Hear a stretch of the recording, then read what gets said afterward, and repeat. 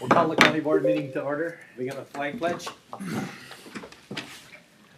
Pledge allegiance to the flag of the United States of America and to the republic for which it stands, one nation, under God, indivisible, with liberty and justice for all. Commissioner Kopinski's out on county business today. So roll call, Beth. Sure. Commissioner Schlangen. Here. Commissioner Heinen. Here. Commissioner Kapinski. Commissioner Johnson. Here. Commissioner Pop. Here. Approve or amend the agenda, Monty. So, Mr. Chair, Roxanne has requested that you move the so-called the True County resolution right after consent. I understand that Brian's got to be at a meeting over in maybe Mille Lacs County at 10. So if you could please move that to right after consent. And, Mr. Chair, I just wanted to make a note about schedule this morning. Of course, you have another committee of the whole this morning on the Government Center. And I would suggest we do our best to start that by probably no later than 11. So that if we could try and maybe kind of target, because as I mentioned, Pete Phillippe's got to be out the door by 12:15. So maybe trying to get that cow going by 11. All right, we'll do our best. We'll do our best. Thank you, sir. So that's it. Move for approval of the amended agenda, Mr. Chair. Second. Motion been moved and seconded for the consent agenda with the amended, or just the conversation rather. All in favor? Aye. Aye. Opposed? Carried. County board meetings are broadcast live and video recorded on YouTube. Please refrain from speaking from the audience area and come to the podium so that the viewers can hear you. The county board observes Robert's Rules of Order for its meetings, so please obtain the board chair's consent before addressing the county board. Public comments are generally reserved for open forum segment or public hearings. However, public comments on agenda items may be allowable at the discretion of the board chair. As we begin today, please turn off your cell phones or turn them to vibrate. Thank you. Open forum. Julie Fandel from the city of Rice. I decided no. Oh, okay. Thank you. Consent agenda. We got items 1 through 16. Holy Moses, 16. Move for approval, Mr. Chair, of the consent agenda 1 through 16. Second. Okay, approval's been made for 1 through 16. Any other discussion? All in favor? Aye. Opposed? Carried. And now we'll move to the Sioux County. Yep. Thank you, Commissioners. Good morning. Morning. I appreciate you moving it up as well. Sure. Brian, is the podium mic on? There we go. Gotcha. Thanks. Thanks, sir. Work. Good morning. Thank you. So before you is the resolution for True County. We discussed it at several different meetings. I know Commissioner Pop had talked with Langola and Alberta, and you and I both went and talked to the city of Rice. So I don't know if there's any additional questions on it at this point, but I guess that's the resolution that's before you. I went to Alberta last Tuesday night, I believe. And yeah, they had questions on it. Yeah, they don't like it. But, it's one township, and I tried explaining that, they still get to keep all their truth and taxation stuff, and they still, I didn't go and tell them that they will have the final say in who they hire. Correct. But, they can make a suggestion, I told them. Yep, and like I said, I'm willing to work with anybody that is willing to, follow the policies and procedures that we have set in place for the county. And I only got to talk to one person because they had moved their meeting up from the 7 o'clock to 6 o'clock. So by the time I got there, they were pretty much done. Okay. Mr. Chair, I'm going to move for approval to adopt the resolution to authorize and empower the county assessor to provide for the assessment of all taxable property in Benton County. Second. Motion been made and seconded. Is there any other discussion? Hearing none, all in favor? Aye. Opposed? And maybe you can reach out, Brian, to Alberta and Yep, I certainly will reach out to, they're ready and explained it, but they just think that it's their right to, do that. And I know, we had the discussion, you and me had the discussion with Rice, and I think there's some value in it. to going to the True County. You know, I think we'll get a little more uniform and we'll maybe make things a little easier in your office, I hope. Yep, I agree. And I do appreciate the conversations. Thank you. Okay, thanks. Thank you, Brian.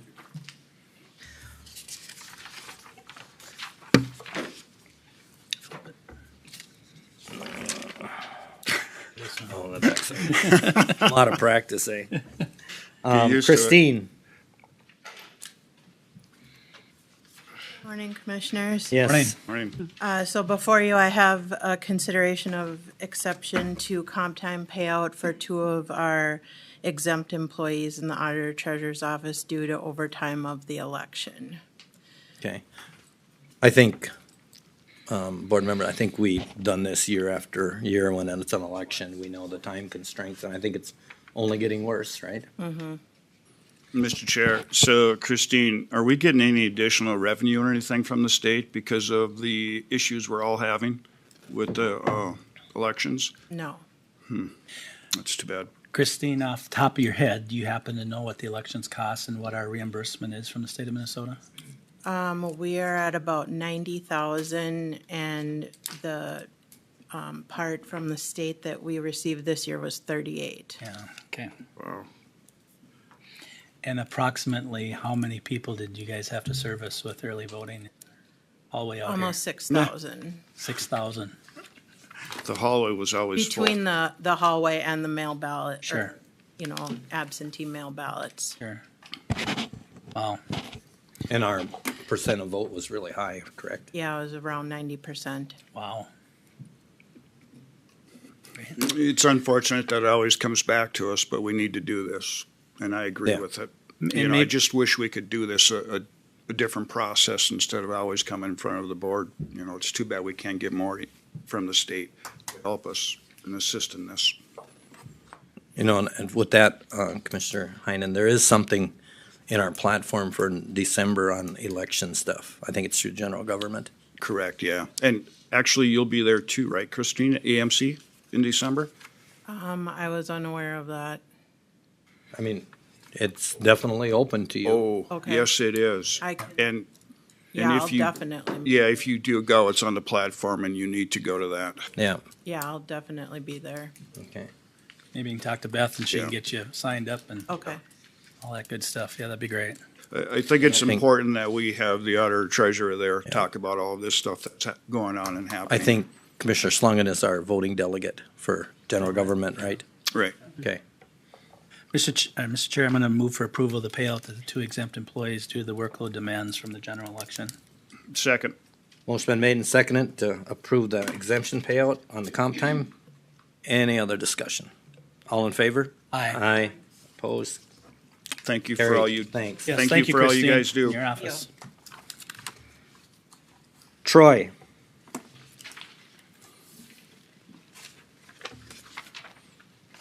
Good morning, Commissioners. Morning. Morning. We're here to present some information today about what I consider a success that we've had over the last few months in recruiting.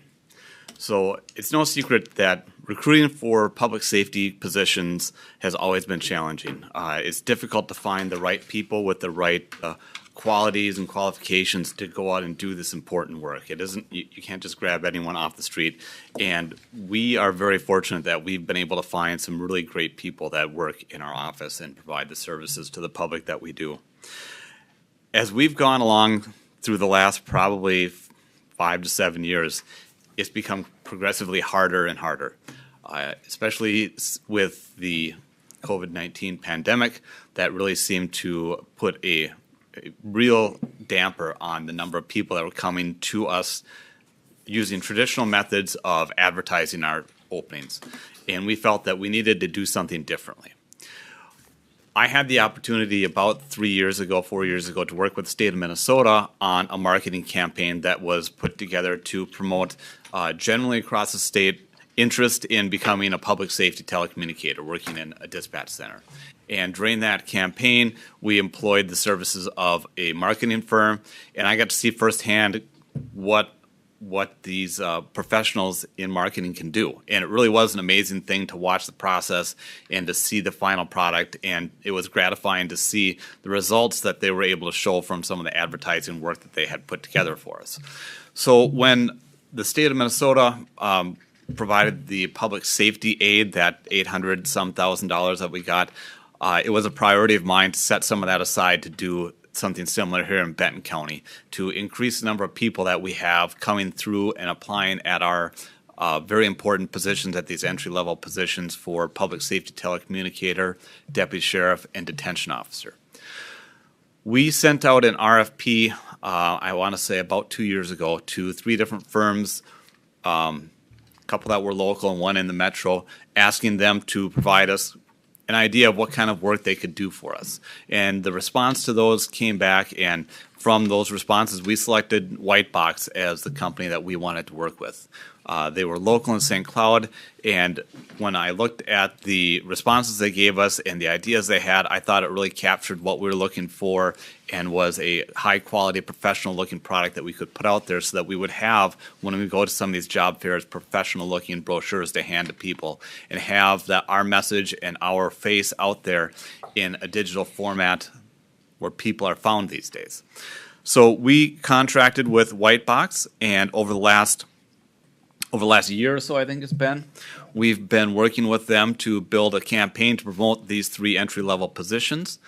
We've come to the point where we've got about 6 months or 7 months of time into promoting this, and I felt it would be of interest to the board to hear what kind of results we've received from the campaign and kind of take a look at what Whitebox has been able to put together for us. So without any further ado, I'll ask Rachel Witt and Madison Milne to come forward from Whitebox, and they can go through some of the things that they've done for us.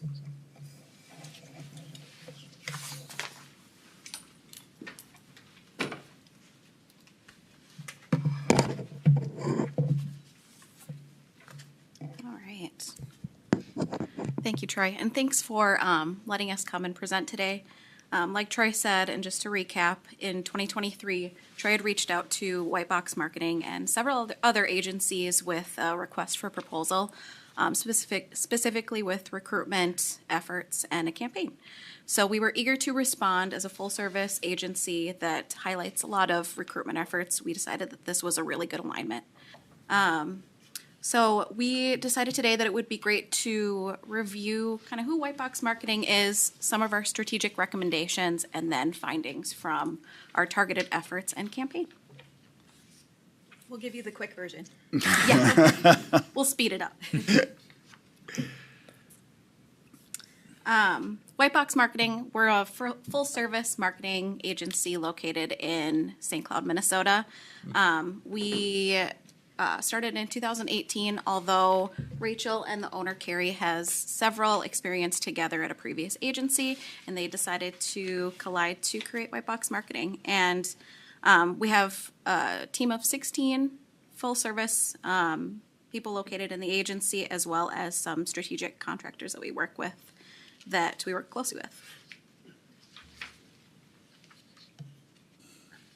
So from a full service perspective, yes, we can do a little bit of everything to bring a campaign together. But what we really specialize in is getting to know our clients in a way that lets us fine tune a plan for them that's really going to work. So luckily we have everybody in-house that we need, and we can move really quickly and adjust as needed to get what we need done. And another benefit to our clients then is once we do one project with them, we get to know them, we're able to continue on with their further needs, kind of as an extension of their team. Wanted to quickly run through some other work that we've done. You might have seen some of this, you might have not. A lot of this is recruitment focused, so we do not specialize in a certain industry. We don't make things easy on ourselves. We kind of relearn things every single time, but that keeps it fresh. So I'll quickly kind of go through these. This was a recruitment campaign for Minnesota Trucking. It's not for applying for a certain job, but rather getting interested in the industry, whether that be behind a wheel, under the hood, or just at a desk, kind of helping people. So this has been a really successful campaign that we've been running ongoing. It started much like we did with Benton County and Sheriff's Office, and we'll talk about that more, but custom video, custom photography, custom landing page, and then all the different components that go with it really has garnered a lot of impressions and a lot of interest in the industry. Benedictine, we threw this one in here as healthcare, but it's similar in that we're looking for not just people to fill a job, but the right people.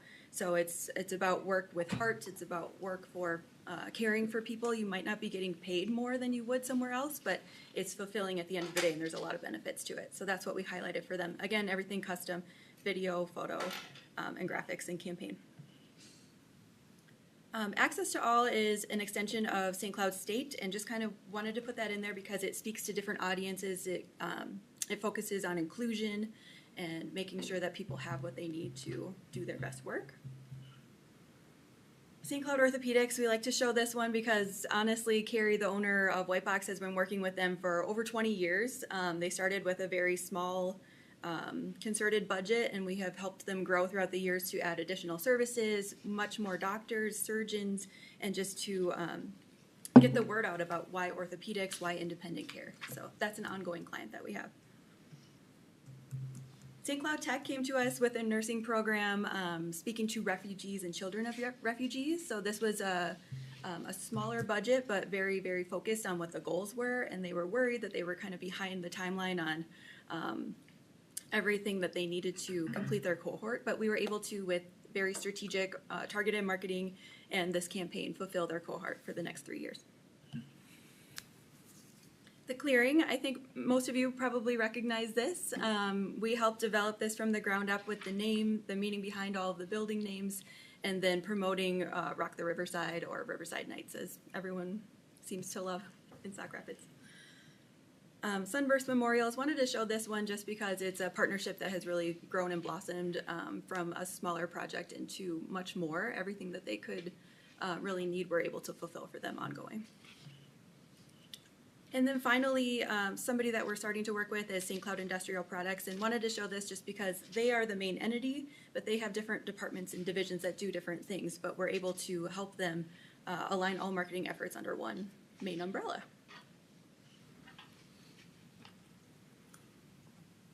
And then just to review some of the upcoming notes as we present, just as we focused on our highlighted work, we created strategic recommendations for Benton County Sheriff's Office, knowing that they needed to fill the 3 positions, and we'll go into those strategic recommendations. So initially, we knew that we needed to highlight a campaign that not only closely connected Benton County, but Benton County Sheriff's Office and the local community. Through that, we highlighted website development, custom brochure, custom photography, social media management, Google campaign, and more. And then through those, although we did have more strategic recommendations, we decided to take this in a phased approach and move forward with campaign development, website development, brochure, photography, social, and Google campaigns.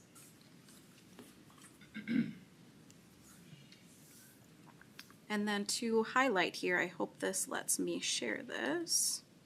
We created this campaign, and I would love, Rachel, if you could talk on this more, and I can kind of scroll through the website a little bit. Yeah, and just it's not showing up on the screen. Oh, I suppose you have the wrong. I will share this tab instead. Okay, well, I'll kind of talk about the campaign.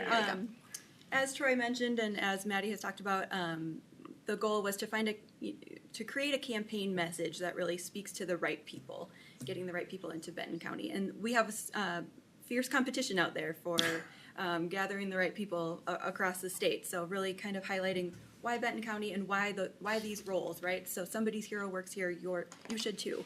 That really works not only for deputy officers, but also for detention officers and other roles that we were looking for. So to kind of make this come to life with the resources that we had, we came to Benton County Sheriff's Office, orchestrated a little campaign video shoot with not only all the willing participants that are on staff, but also some kids, just to kind of showcase who you're serving at the end of the day. It's not all about the job that you're doing, but who you're serving. And then on this landing page that we're showing here, just kind of highlighting further each of the different positions. And then I don't know if we're able to show one of the videos or not, but just having them speak in their own words of why they like to do this kind of work. And I suppose, and we can share this afterwards too. Hopefully some of you have seen this already. Some of the video content that we recorded was obviously with real staff, which we really feel like highlights the benefits of working for Benton County Sheriff's Office. Getting the benefits straight from the employees that work for the county, we think highlighted the campaign very well. It was great once we got people talking. They really were passionate about the work that they did. We didn't have to script anything. They were just naturally talking, which was great. And so some of the tactics that we did with this campaign, Maddie, I don't know if that's next in our presentation. Yes, it is. And I'll stop sharing this. So screen for now. a website doesn't do anything unless you drive people there, right? So some of our next things that we put together were targeted social media ads, digital ads, and I'll let Maddie get back to sharing that presentation. Just so we're on the right page. Here we go. Good.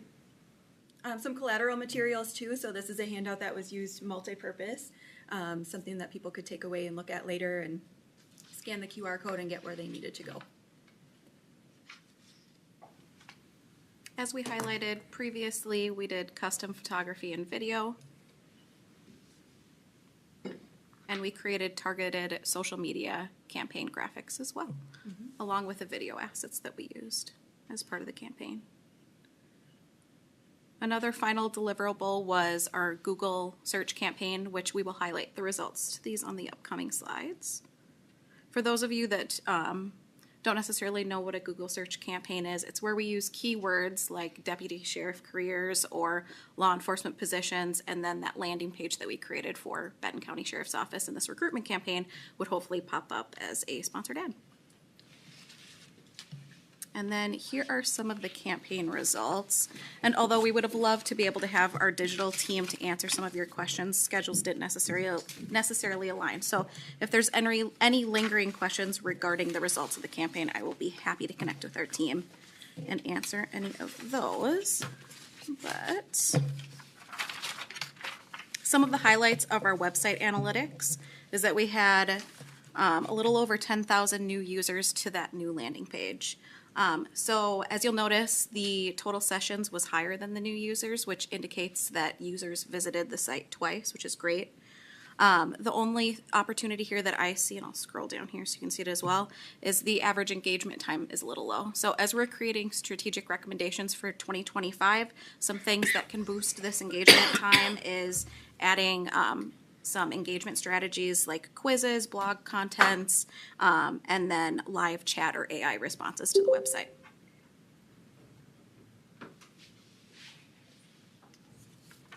And then some Google Ads analytics results. We had a little over 17,000 impressions, 947 clicks, and a click-through rate of 5.56.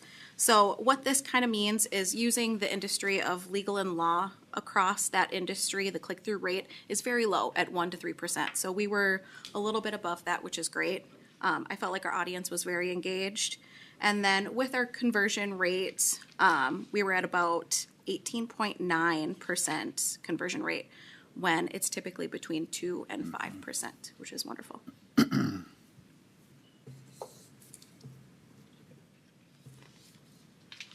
So then for our targeted social media campaign on Facebook and Instagram, we had a really wonderful reach. I felt like the response level on social media was really great, specifically on Facebook. Our click-through rate was 5.72%, which is wonderful. It's usually typically very low at 0.9 to 1.5% across all industries.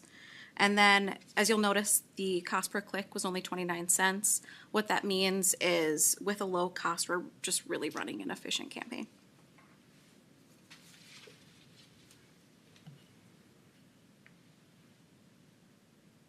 And then with our LinkedIn campaign, we had a little over 129,000 impressions and 1,500 link clicks and an average click-through rate of 1.18%. Some of the things to note here is that the average click-through rate is typically between 35% and 1%, and we were a little bit above that, which is great. And then the cost per click is typically higher on LinkedIn at $3 to $6, and we kept that low. Again, indicates that we're running an effective campaign at $2.42. One of the analytics that we were able to get from Troy and his team is that there was a 75% increase in qualified applicants for the detention officer position from 2023 to 2024. So that was great, and we'll continue to dig into that and analytics as we wrap up the campaign for this year. So those were the exciting things that we were anticipating to share for today's meeting. As we take some of these analytics into our strategic approach for 2025, we'll continue to work with Troy and his team to collect strategic recommendations and hopefully can continue to provide value to Benton County. Any questions? Mr. Chair, I do. Rachel or Maddie, sorry for this old man's question, but can you explain to me the impressions and conversions? What does that mean? Yes. So impressions are the amount of people who just see your content. Okay. So whether that's social media or Google search, they're seeing that. But the actual clicks are the people who are clicking on the content and going to a separate landing page. So although they may be clicking through the content, until they click out of that, that's really where that click-through rate and those cost per clicks So come into that's play. the conversion when they go from Those are one- the conversion rates, yes, yep. And some things that, again, we would like to optimize in 2025 is hopefully adding some more conversion trackers to the website to hopefully gain some more analytics on how they're spending their time on the website. And my only other comment, is it possible to get their full presentation to emailed to us? Absolutely. So we could see the videos? Yes. Okay, great, thank you. Yep. Thank you, guys. And anytime you want to see some of those videos, bentonheroes.com. Okay, great. Oh, okay. Take a look at that. Thank you. Looks like we're getting the word out with Indeed. all the number of clicks that are going on, so I'm that's good. hoping that once we have our HR director on board and Shannon and Emily maybe have a little bit more time, we can get some more numbers to do some more comparisons, see where we're at and make sure we're heading in the right direction. But again, I'll just say that it's been a pleasure to work with White Box there. They Okay. do excellent work and we really appreciate what they've done for us. The numbers show it, so very Great. good. Thank you. I got a question. Do you work with any other law enforcement agencies right now? Not at the moment. Not at the moment. Wow. So this is like maybe opening up a new box for you? Yes. A new box at White Box? Yeah, new Yeah, box. at white box. Thank you. Oh, Thanks. thank you very much for the presentation. And in 6 months, we'll probably see if we got any results, right? Fabulous, yes. Thank you. Keep it going.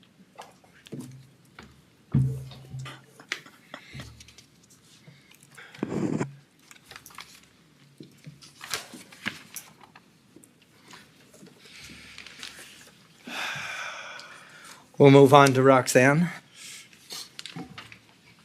We'll conduct a public hearing to regulate the cannabis.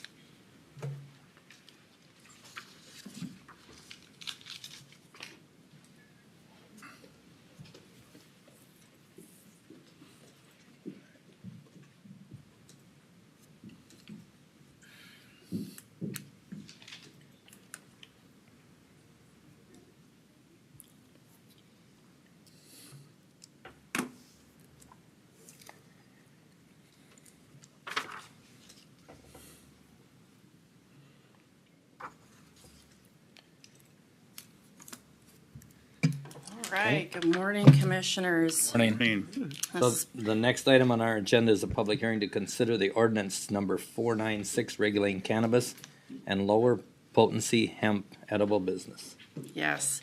Okay, so the enclosed draft cannabis business ordinance was prepared by staff in coordination with the County Attorney's Office, Sheriff's Office, Public Health Department, and Auditor Treasurer's Office. It's based on review of Minnesota Statute 342 and draft rules prepared by the Office of Cannabis Management, and I'll refer to them as OCM throughout this.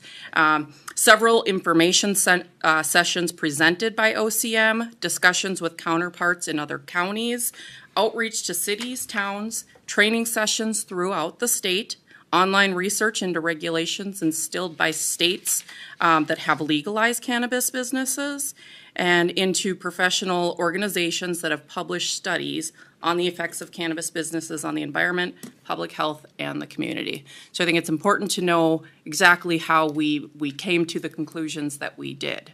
The ordinance uses a model draft ordinance that was prepared by the Office of Cannabis Management, and then we took each section and addressed it individually to make sure that it fit for Benton County.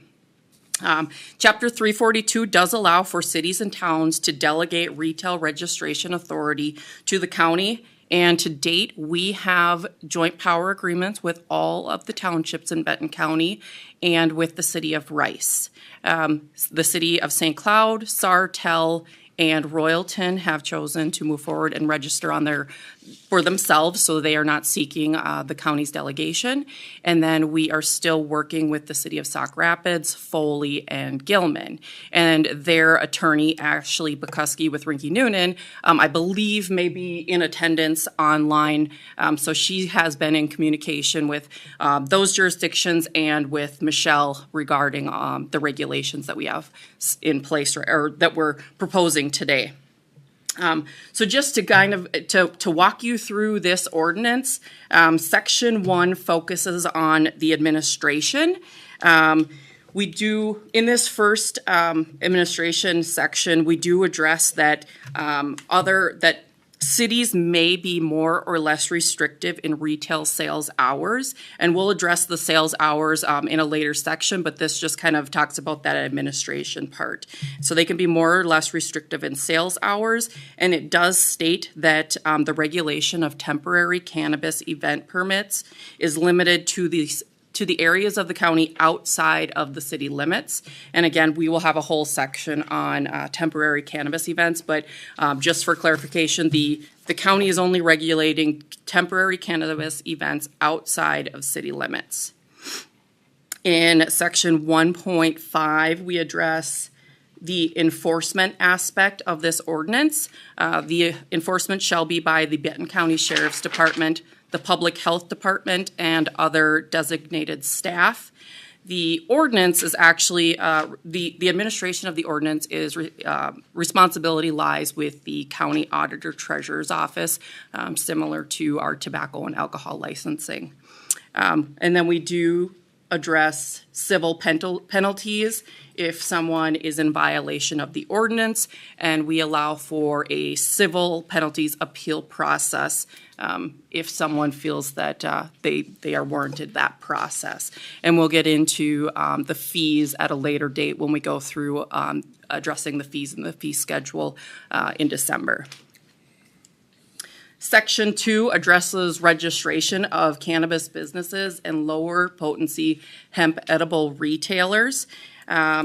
The initial and renewal registration fees and application process are established within Minnesota statute, so we cannot skew from how that process works. And so we have that outlined. In addition, the statute outlines the amounts that we can charge for registration, stating that, for example, the initial retail registration shall not exceed $500 or half the amount of an initial state license fee, whichever is less.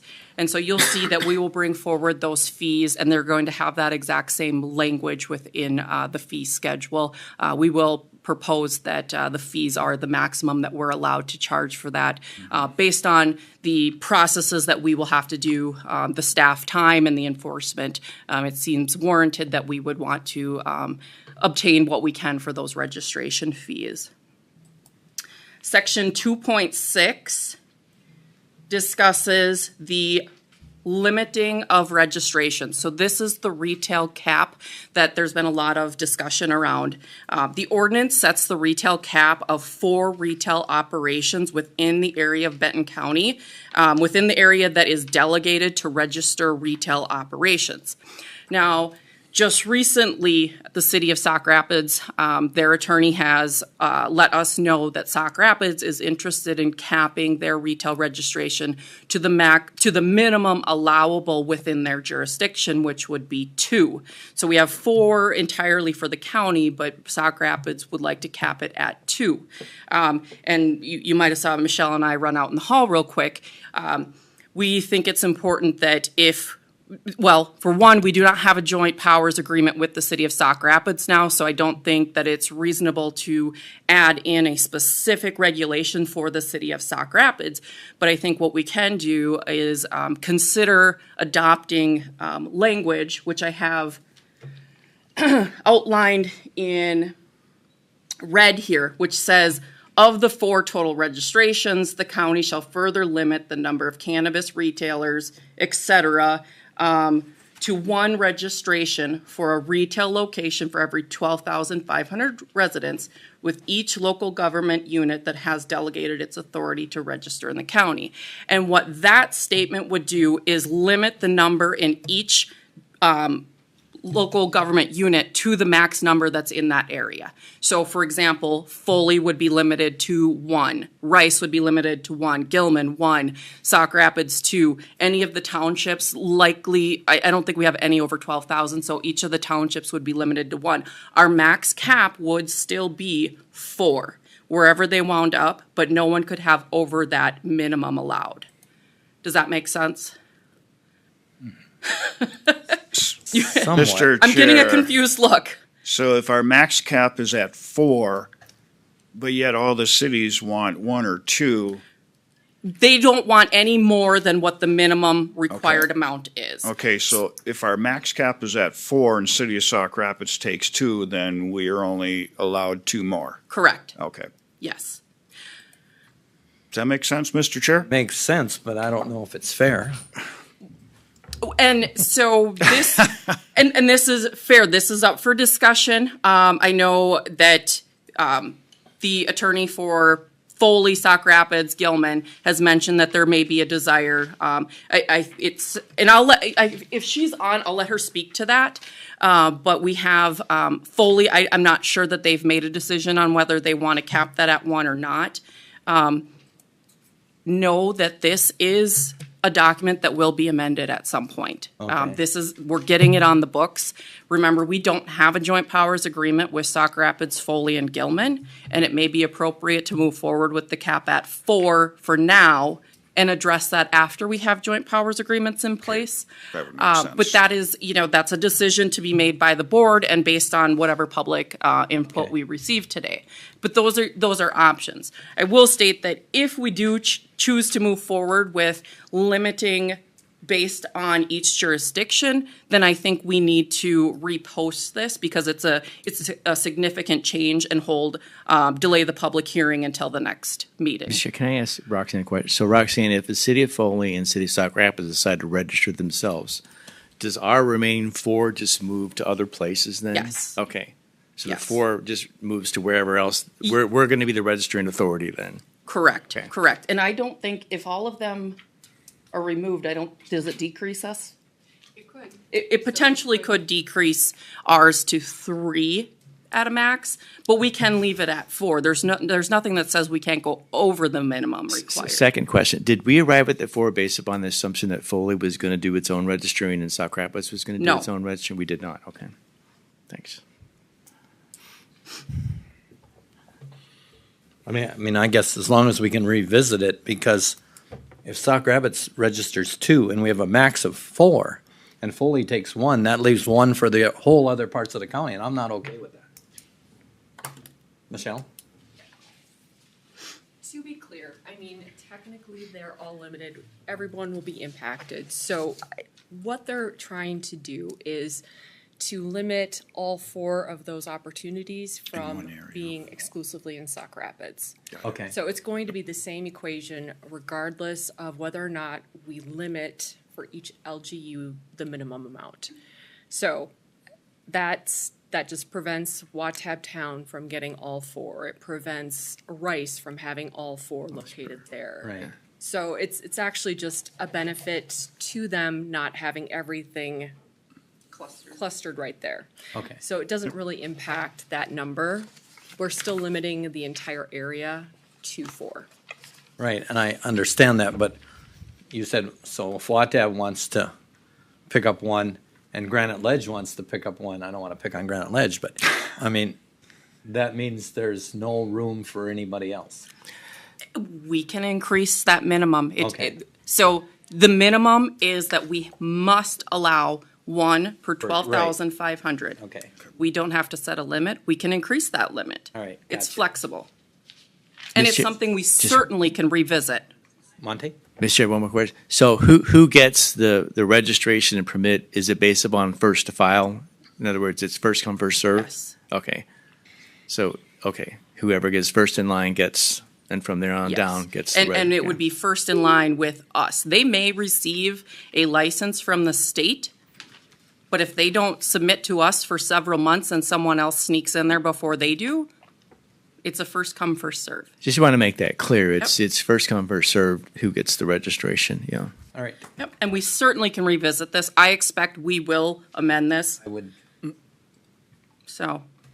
I'm understanding the minimum cap now. Of how that's yeah, gonna it was work. a little, there is a minimum cap, but Okay, all right, we will move on, and then, let's see. Section 3 discusses the time, place, and manner of operations. Within this, we do have two separate set of criteria. These are based on state statute. Statute allows for us to prohibit the operation of cannabis businesses within 1,000 feet of a school, 500 feet of a daycare, 500 feet of a residential treatment facility, and 500 feet of an attraction within a public park that is regularly used by minors, including a playground or athletic field. And that applies to all cannabis business operations, not just retail. And so, because this, in a sense, is very similar to a zoning regulation, we decided to break this into two components. So we've got outside of the city areas, which would be all cannabis businesses. So that's generally where we're addressing our zoning requirements. And then we've got in city areas, and this would apply strictly to retail operations. And that leaves room for the cities to address this in their own zoning ordinance for other types of cannabis businesses. Let's see. The manner of operations, this strictly is stating statutory manner of operations requirements. Nothing real critical in there. The hours of operation, we do state that the retail sales can occur between the hours of 10 a.m. and 10 p.m. And that is something that those are in between the hours in which the state allows us to regulate those. It's similar to what we have for our liquor licenses. But again, this is that one component that we would allow for the cities to address separately in their own ordinance if they want to restrict the hours further or to allow them greater hours.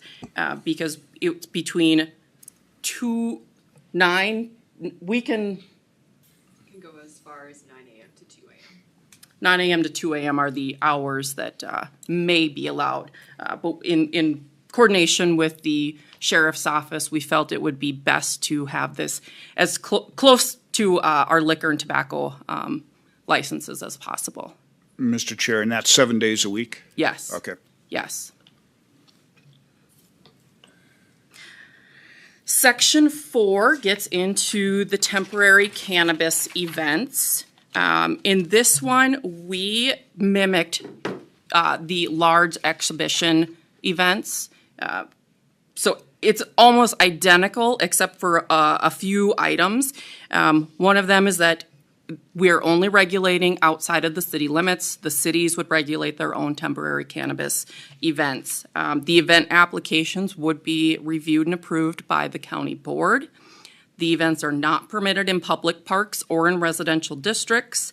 And then we are proposing that to prohibit on-site consumption and overnight camping within the events. Lower potency hemp edibles, we are not currently regulating these. However, statute is requiring that all of the retail lower potency hemp edibles be registered. So we will require registration through that process. And then finally, we've got the local government as a cannabis retailer, and we're just stating that the county may establish its own and operate one municipal cannabis retail business subject to the restrictions of this chapter. should the county choose to operate a municipal cannabis retail operation, that would not count towards the retail cap. And then just to quickly walk you through, so the process is that the Office of Cannabis Management will notify the county when they receive an application for a cannabis business or a lower potency hemp edible business, and they'll verify the zoning and the building code and state fire code with us, if applicable, prior to the approval or denial of that license. So that will occur prior to them issuing the license. Once that applicant receives their license, they will then come to the county to receive their retail registration. And I think, I've covered that. And then the zoning ordinance will complement this ordinance, and it will outline performance standards, establish districts in which cannabis businesses are most appropriate, and the zoning ordinance will only be effective in the areas of the county in which the county has zoning jurisdiction. Any questions before the public hearing? Mr. Chair, I'm sorry, I'm scrolling through here looking at this, Roxanne and Michelle. Yeah, absolutely. There's a lot there. There is, yeah. I was a little confused because I was making notes here about what I was scrolling through that's on the website for this packet, and there seemed to be a bunch of points missing. But after you go through, then it kind of starts over and has those points. So I don't know if there's a mixture of the drafts here. Maybe during the public hearing, you just take, I'm trying to figure that out because I made some notes because you were talking about, 3.1.5 and 3.1 point Sure. this. And in the first few pages, I was only seeing 3 point. It didn't have the extra points in it. Oh. But then as I scroll down, it looks like there's the new updated draft. Yeah. So we have two, I'm sorry, Mr. Chair, we have two versions. We have an existing version and then the new draft version. Right, and that may be on purpose, and that's fine. I was just originally not seeing the. Yeah. And that was on Dated. what was in your packet? Yeah, Yeah, because and that's what's on the website, because I'm looking at the website. yeah, and I the had to do packet. the Now same I'm thing. concerned. So,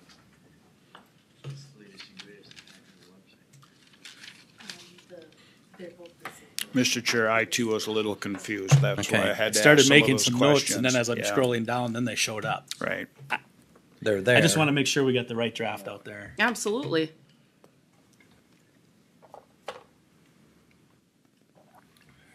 Because, yeah, I mean, if that's the case, then we probably need to, my opinion is that there's two drafts, the original and then the new one. I think the original looked like the highlighted version of it, and then the detailed one came after that, which may be intentional. I don't know, but you'll know when you see it, I'm sure.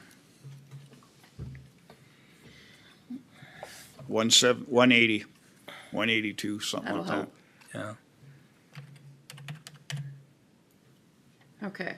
So if you go up to, those are the main bullet points, Yep. but then you start scrolling down and you get into details. Yep. And maybe that's intentional. So the initial part that you're seeing, was Right in after the the memo. memorandum, yep, And it has 1.2 in bullet points? yep, That's just my overview for you guys. okay. Okay. And then you picked up on the new draft of the ordinance, right? That starts here on Right. page 183. Yep. Okay? Yep. So, where was, you'll have to explain to me where the, I'm looking for it now. Okay. So on page 180, yep, you've got, okay, then it continues on. Yeah, but then we've seen in red there the Sauk Rapids stuff, which Yes. you included in the new draft. So my memo is an overview of the sections. It doesn't give you the point by point. It's more bullet points to pull Yep. out the major components because it's 19 pages long. So pages 181, 182 is a highlight, is like the executive summary. And then on 183 begins the full document. Okay. Okay. And what's weird, those page numbers don't line up with mine, so that's why. Well, on the side it says 183, but on the page it says 178. Okay, Right, yep. there we go. You okay? I think we're good. Yep. It was just, it flowed, it I kind had of a flowed. minor, I didn't want to, but I'm trying to get Nope. it put together here. you know, if you had that concern, others did too. So it was good to point that out. Okay. I think then we're fine. Okay. We've got the memo and then the draft. Okay. Good, thank you. You're welcome. Sorry to throw a wrench in it, but Oh. just wanted to make sure it was right. Yeah, all right. Maybe, I don't know if we've got, I could stop sharing this and see if, yeah, I don't see, Okay, so, you ready then? you can go forward with Okay. public hearing, yes. Well, before we open the public hearing, we heard the staff report. The applicant is the county, correct? Correct. So we can do that. We'll now open the public hearing. If there's anyone in the audience who wishes to address the county board on this agenda item, if so, please come to the podium, give your name and your address. Anybody are we accepting online too? Yes. Okay. Sorry. Is there anybody online that wishes to address this? Give you a little time here. I don't see anybody. Yeah, it looks like everybody's from Okay. here. All right, so final call for anyone wishing to address the county board. Final call for public testimony. Seeing none, the public hearing is now closed. Is there any emails, letters, or other communications to be read into the record? Just the information that I provided you from Ashley Bukowski on that potential for Sauk Rapids. Okay, But other than that, this was mailed out to every supervisor and clerk and city administrator, mayor. So notice was posted, and the comment that we received is from the attorney for those three cities. okay. Has the department received any comments or concerns from state agencies, cities, townships? No, Is there any official action was required by an affected township? no. There was none. The county board will now have time for questions of staff and discussion. As a reminder to the audience, the public hearing portion is closed. Are there any questions or comments from board members before we take this action? Mr. Chair, all my questions actually got answered that I have so Okay. far. Commissioner Schlangen? I know we brought up the option of the county running one. Was there a consensus to go ahead with that or not? I don't believe there was a consensus There to was go no- ahead with it. I believe we just left the option open, correct? Correct. Yep. Okay. So the option is there, But there was no consensus. but there was no from the- consensus to do it or not do it. Right. Okay. Anything And else? Mr. Chair, this was reviewed by planning commission too. Okay, This one Did we see briefly, the brief for the zoning areas and Zoning, stuff? sure. This, yes. yeah. that was received by planning commission. Okay, thanks. And I'm assuming, Mr. Chair, I'm assuming they had no issues. Nope. Okay. Is that all the public or the board discussion we want? Otherwise, we will call the question. I'll make a motion to, I got a question here first before I Okay. make this motion. So it says to approve or modify the proposed ordinance. I mean, do we want that in the motion so that we can further modify it in the future, or? No, we will amend it if we're Okay. going to do that later on. Okay, so just make a motion to approve the proposed ordinance and authorize the chair to sign then. Second. Okay, motion been made and second. Any other discussion? I'm sorry, Mr. Chair, in that I should probably put ordinance 496. Correct. Okay. You okay with that? Yep. All right. Hearing none, all in favor? Aye. Aye. Aye. Opposed? Carried. All right, thank you. Thanks. And just Thanks, a Rex. reminder for some of the other jurisdictions out there that this is a document that can be amended at a later date and likely will. Yeah, and that was the only question I had when you had to Yep. to approve or add, so Yep, it's all good. thank you. Okay, you're up again. Consider the termination of this contract with Stearns County. So Stearns County has notified us that they are terminating our contract for advanced inspector, septic inspector services. We've had a contract with them since 2012. There's a special license and additional education that's required to have that advanced inspector certificate. So this will end the end of this year, And I've been doing some outreach to some of our surrounding counties because Morrison and Todd County also had that contract with Stearns County. And so they're in the same boat as we are in that now we need to seek out an advanced inspector. Morrison County has let me know that they will be sending a staff person to the training to become an advanced inspector. That will take approximately a year to go through the training and certification, but then they will be open to contracting with other counties for those services. But we would need that gap filled by someone, probably a private company that does advanced inspections.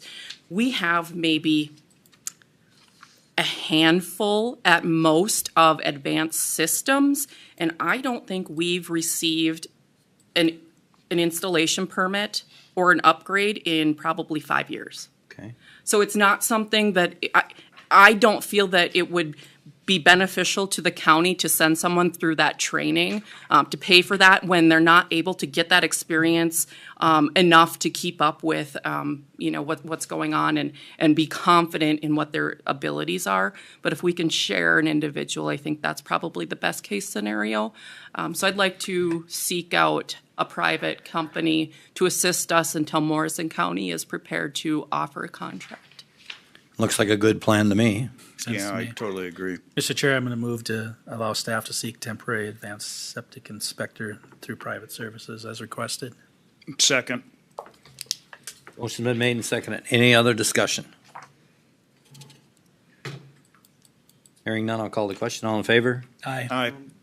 Opposed? Carried. I appreciate it. Thank you. Hey, Thank you, thanks for Roxanne. everything, Roxanne. Chris Bird, County Engineer. You got some time to make up here, Chris. Don't worry about that. He is a fast talker. I'm sure you got Yeah, him but on it usually runs a little longer. got him on a time limit right now? I got him on a time limit. All right. Good morning, commissioners. Morning. Yeah, I got several things to discuss here. And let me Did sound good. bring that up. Go to presenter shared highway. And today's the night. Okay, I think the first item on the agenda is a discussion about Larkin Hoffman, Public Affairs. Commissioner Heinen and Commissioner Gopinski and I had a meeting with them about 2 weeks ago, just before the last board meeting, to hear their kind of spiel. So they offer lobbying services. And this proposal they sent us outlines their kind of services to do lobbying on behalf of Benton County at the state level.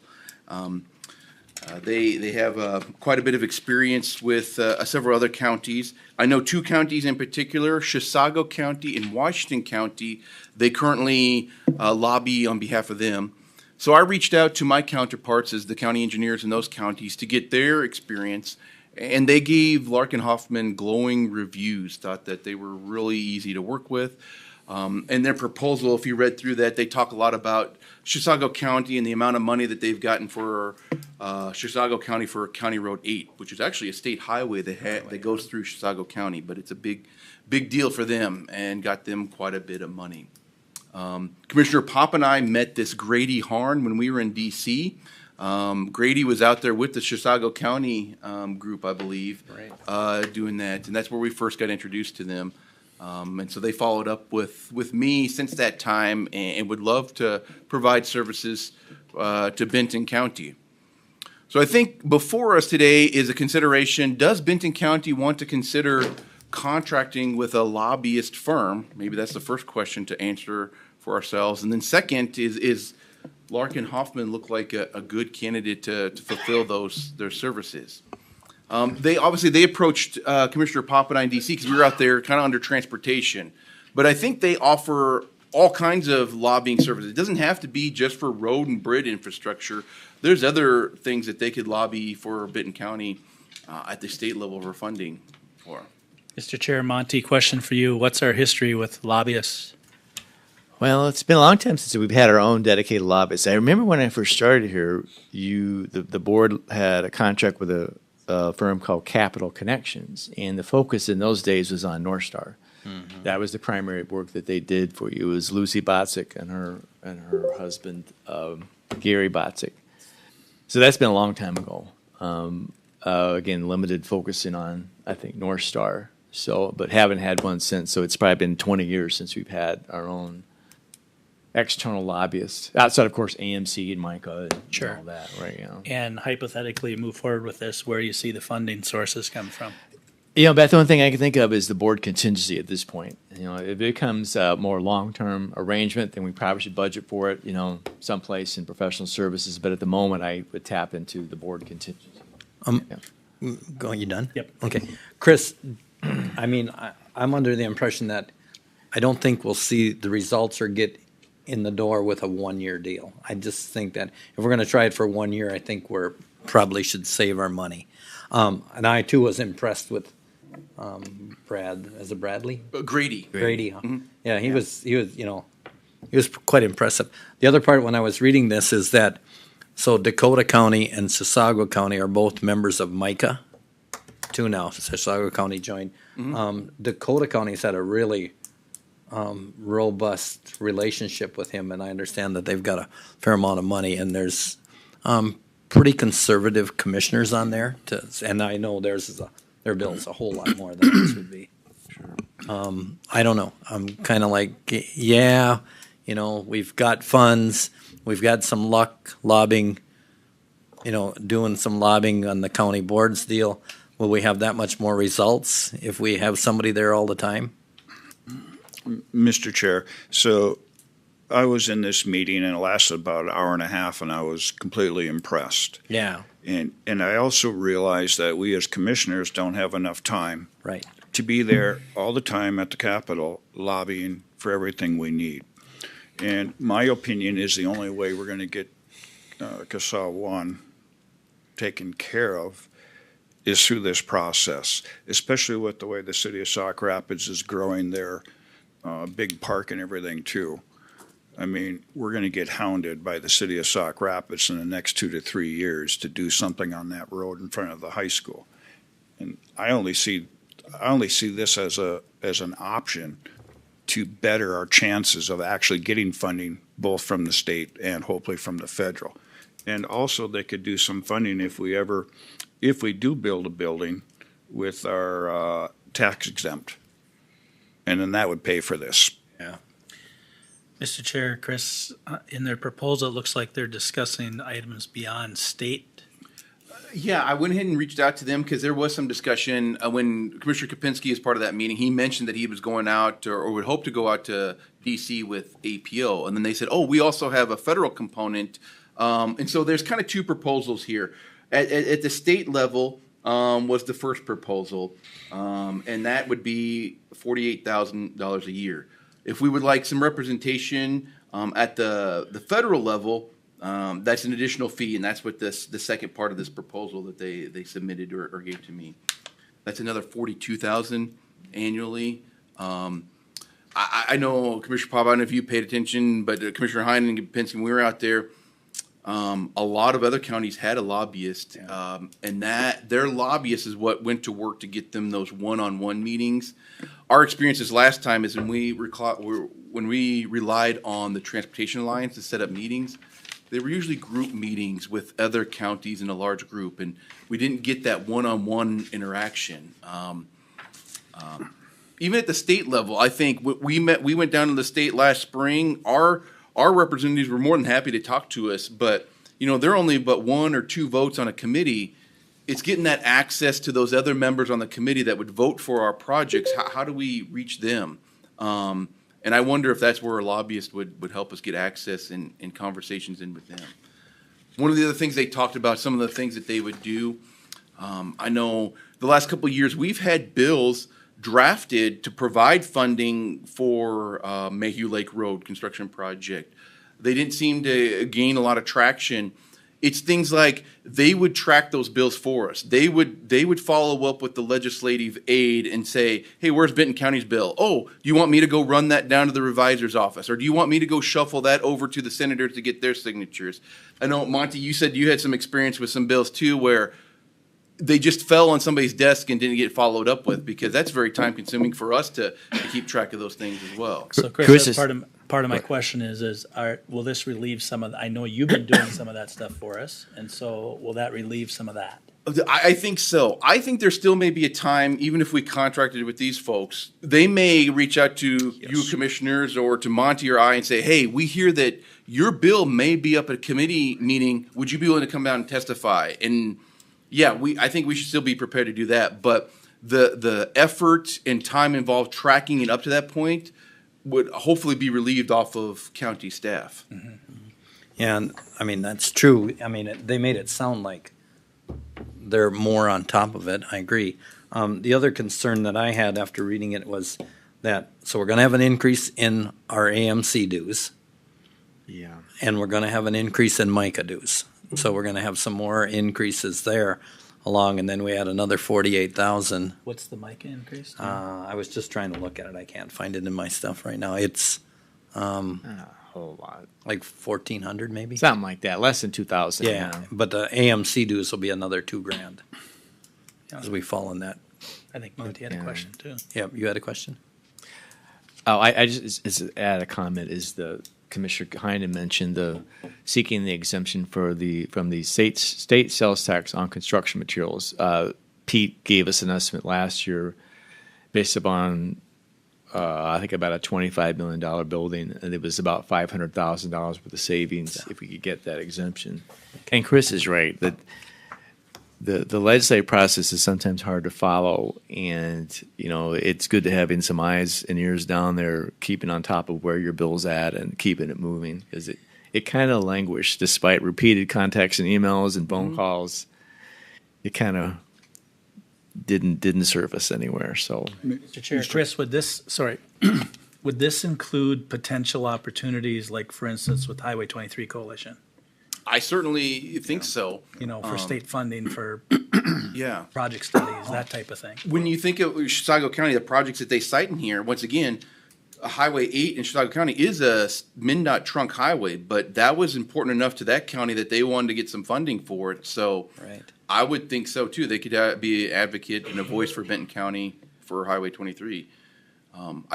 I don't know if they spelled that out. I think one of the first things they wanted to do is, if we contract with them, is to sit down with us as a group and find out what are our priorities. What do they need to be speaking up for? Commissioner Pop, you mentioned AMC and MICA, and I can't remember if one of us asked that question, but we mentioned that they advocate for us, and they acknowledged that. But they said what they would recommend to us is sometimes there's issues that maybe it's better to let AMC advocate for us on that. But there's going to be specific issues to Benton County that AMC wouldn't or MICA wouldn't. And that's where they see their role stepping up into. Well, and AMC and Michael are a broad picture of issues that they're out there for. Commissioner Heinen? Mr. Chair, it seemed like every time we were in D.C. or we were at the state capitol, we were always a day behind. At least this would get us in front of it, and we would have a better opportunity. Mr. Chair, I agree with your sentiment. I think if we pull the trigger on this is more than a one-year thing. You're right. Yes. I wouldn't be in favor for a one-year contract. No. Is this fee locked in for one year, or can we get them to lock in for 2 years? That's a good question. I didn't ask that. What they presented here was for one fee, a flat rate for the whole year, beginning in December. If that's something you'd like us to explore, I think we could go back to them and say, can we get maybe a discount for a 2-year commitment maybe? Is that what you're? I guess I'm not really interested, I'm interested in a discount, don't get me wrong, Yeah. but not, If we could lock if in. we could lock in this for 2 years, and I mean, he was pretty aggressive when we were out there that Yeah. they were looking for us and they thought we were a good fit. I mean, I don't think they're, the perception I got was that they're maybe not interested in a 8,000 or 9,000 population county. Yeah. They're more interested in somebody, and I think when he brought up, Chisago and Washington, that's when you kind of looked up and says, yeah, this one it might work. My conversation with the Chisago County engineer echoed some of the experiences that I felt here is out. Chisago oftentimes is overshadowed by those bigger metro counties just to their south, but they're dealing with some of the same issues. And I feel similar. We have some of the same issues as St. Cloud, but we're overshadowed by St. Cloud's voice and Stearns County voice. Sherburne So County voice. Mr. Chair, to your point of negotiating maybe a 2-year stretch. I mean, this is starting December 1st. Our next board meeting is Tuesday, December 3rd, I believe. That's an evening meeting. You're only a day or two off of the contract date. Would it be appropriate to move it until then? Can we get an answer from them by then, I think? Oh, I certainly think they've been very responsive up to this point. Make a and, move on December 3rd? my experience with consultants and contractors, if they're always more excited about a longer term engagement anyway, so, because then they've got some guaranteed things, Yeah, so. I think, And Mr. Chair, I'm gonna make a motion to table it till our December 3rd meeting and have Chris bring us back some results. Okay, so seeking a 2 year, would you want me to seek a 2 year or 2-year. even beyond? Okay. Yeah. 2 year for now. yeah, 2 years will give us some lead time. Correct. You got a second? Mr. Oh, second, yes. And most been made in second, and we don't have to have discussion or Right. vote on that, so it's tabled for, till our December 2nd meeting, December 3rd, I believe. December 3rd. All right. Well, very good. We'll just The move raise grant. right along. Okay. So we have applied for a raise grant twice now, been unsuccessful. We had a debrief with the US DOT back in October 10th. Our consultant WSB was able to be a part of that, and kind of interesting. We had some good things. We heard some good things. There's 7 criteria at the first level of review of your application. To get elevated to the second level of review, you need to have 5 out of 7 at high. Safety, we ranked high. Environmental sustainability, we ranked high. Quality of life, we ranked high. Mobility and connectivity was interesting. From 2023 application, we ranked high, but when they reviewed it in 2024, we went down to a medium. But then in economic competitiveness, we ranked high. State of good repair, we went up from a medium to a high the second round. Partnership and collaboration, we were able to show that we went from a medium to a high in 2024. Innovation in funding and design concepts, we went from a low ranking to a medium ranking in 2024. So this first tier evaluation, it sounded like our project was very good. So that elevated our application to the second level review, which kind of felt like we got kind of creamed or killed in that. Our benefit cost ratio got really scrutinized, and they reduced a lot of the costs that we were showing attributed to benefits. Some things they were just saying, those just don't have monetary benefits to the project. Other things we were looking at, as indifferent as it sounds, there are costs associated with crashes and fatalities, but those occur in the past. And so we tried to inflate those costs to the construction year, which obviously happened in the future, to try to balance out that benefit cost ratio, show that we had a benefit over 1. And they saw right through that, and so reduced it. So that's where we didn't make it past the second review and was not recommended for funding for our project. So since that time, our consultant that helped us put that application together, WSB, we had a serious conversation of what to do next if there was a desire to apply again. They, and as well as myself, have some serious concerns that if we were to apply with the same application again, we would have to push that construction out 1 more year because we're 1 year later. Those inflationary costs are just going to really be hard to show benefits greater than that under this current environment. So, brainstorming, they suggested, would the county be interested in maybe scoping down the project? And so attached in the agenda item was the concepts that were attached to the application. And this comes right out of that Mayhew Lake Corridor study was completed with the APO 2 years ago, where it was basically a 4-lane urban boulevard from St. Germain Street all the way up past the school to CASA 29. That's a very expensive project.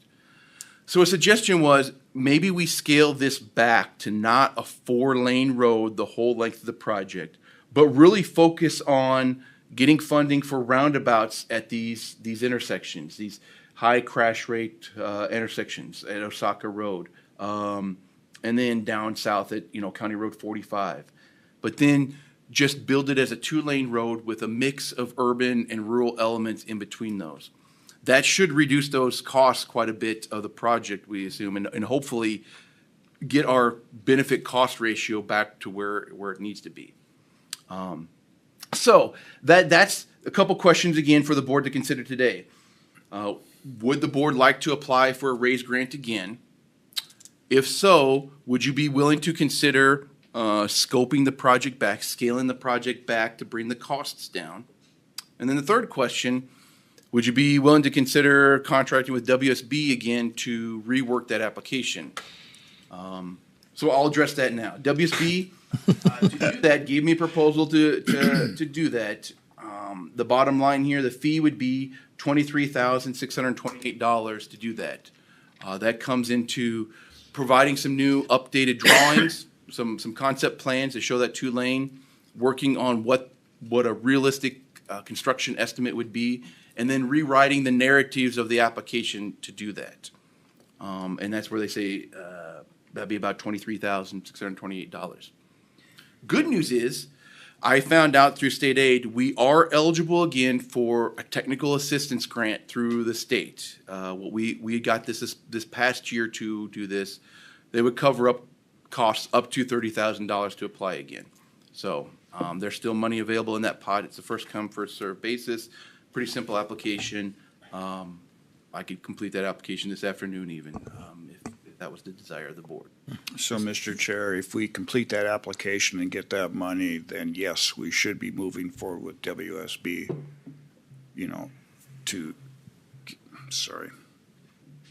to work on this. Mr. Chair, Chris, has Commissioner Kapinski been up to date on this? Do you know?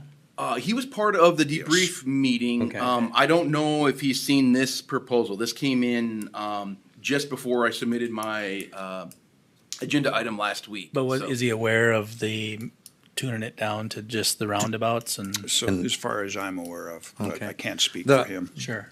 The one question I had is that I think we're okay with scaling it down, because I still am a firm believer that when we get that 29 corridor around, the traffic class there is going to be reduced drastically. I don't think there would be, I was never really in the need that there would need to be a 4-lane going through there, because until we get that road down, but we need to make sure that we track that a little bit, from when we're done, because we'll be done next year, hopefully at this time. Yeah. And we start tracking that to see what it is.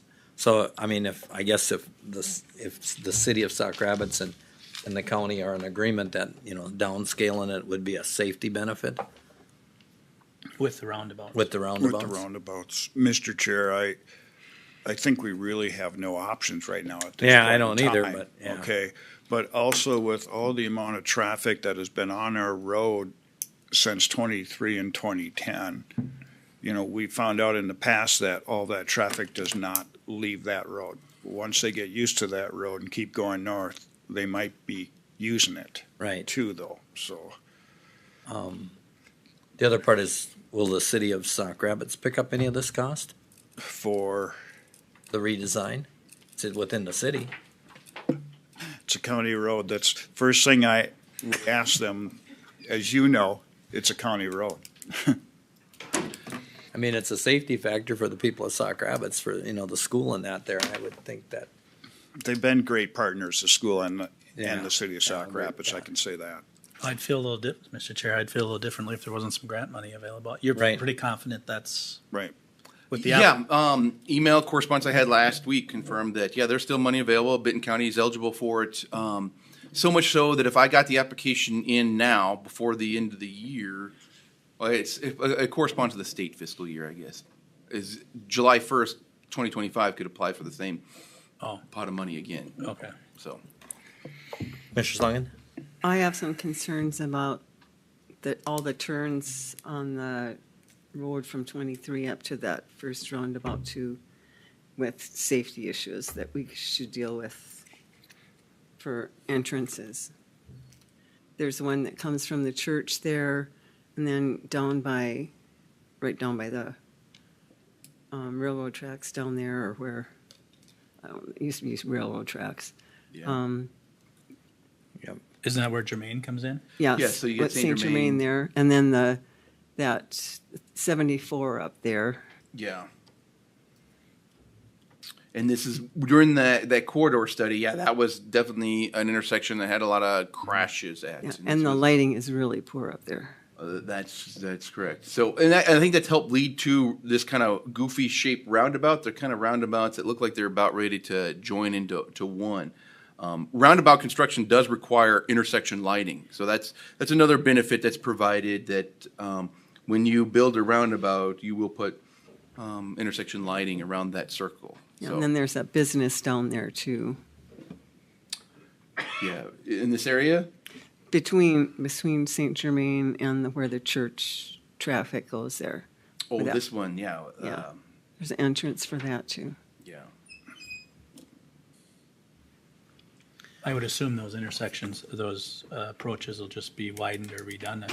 Well, if we can have scope a it turn back, that lanes would or be probably something, that's what we do. We do very minimal things at that.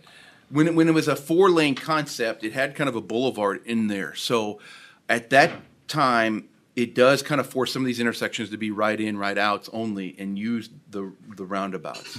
And that is a safety tool that you can use if you're having issues with intersections. Consider doing a right in, right out. So you're limiting left turns crossing opposing Right. traffic. And that's easily accommodated with some median, but if we're not widening the roadway to accommodate a median, those wouldn't be addressed in the near term. But if and when we got to a 4-lane, it'll be taken care of. Yeah. Okay. So that, and I think if we were to be successful in getting some raise grant, the engineering part would come in as we're designing the roundabouts. We of course would want to design those roundabouts to accommodate those additional lanes in the future. So, Mr. Chair, I'm a firm believer that, we started this process 2 or 3 years ago. We have to keep moving forward with this. As you talk to other people that have applied for raise grants, it does take a while. Oh, God, yeah. I mean- but, we've been very fortunate in the short amount of time that we've been going to DC and to the state and getting, $5-6 million already for the county. We got to keep moving forward, in my opinion. I agree, we're invested pretty deeply at this point. I know. The other part is there's be some changes, on with the Senate switching controls where we may lose our contact person on the raise grant stuff. So, But I Mr. Chair, mean- I'm going to move for, we need a motion or just consensus to proceed? What would you like? I prefer a motion if you feel comfortable with that. Okay, So- Mr. Chair, then I'll move for approval to proceed with another grant application with WSB as presented upon the reception of that grant. Okay. I'll second that.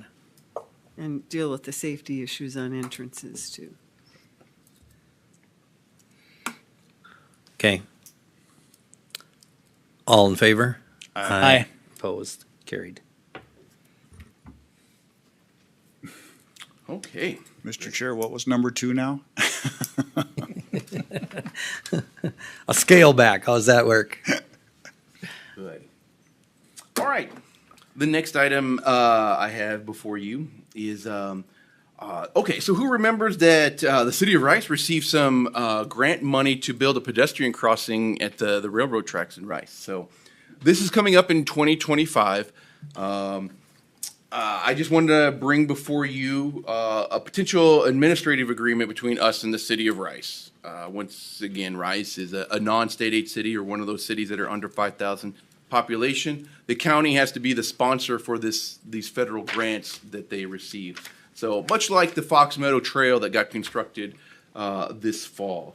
So this is very similar language as the past agreement.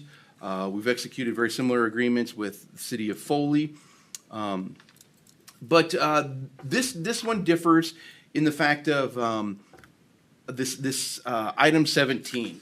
It deals with its administrative costs. So the IIJA has brought about a lot of additional funding for locals. The IIJA, the Infrastructure and Jobs Act. It has created additional administrative burden because now there's more grants being dispersed to local agencies. This subject was breached or brought up maybe a year and a half ago, whether it's for something to consider. So before presenting the agreement to the city of Rice, I just wanted to make sure if the board was comfortable with this item or not. Is seeking some reimbursement for our administrative costs for administering these federal grant projects. Some of the administrative costs come from overseeing the work of the consultants. They still are required to go through the state aid process for plan submittal. That does require the county engineer's signature on those plans. There is a delegated contract process is what it's called. There's several steps in submitting those plans.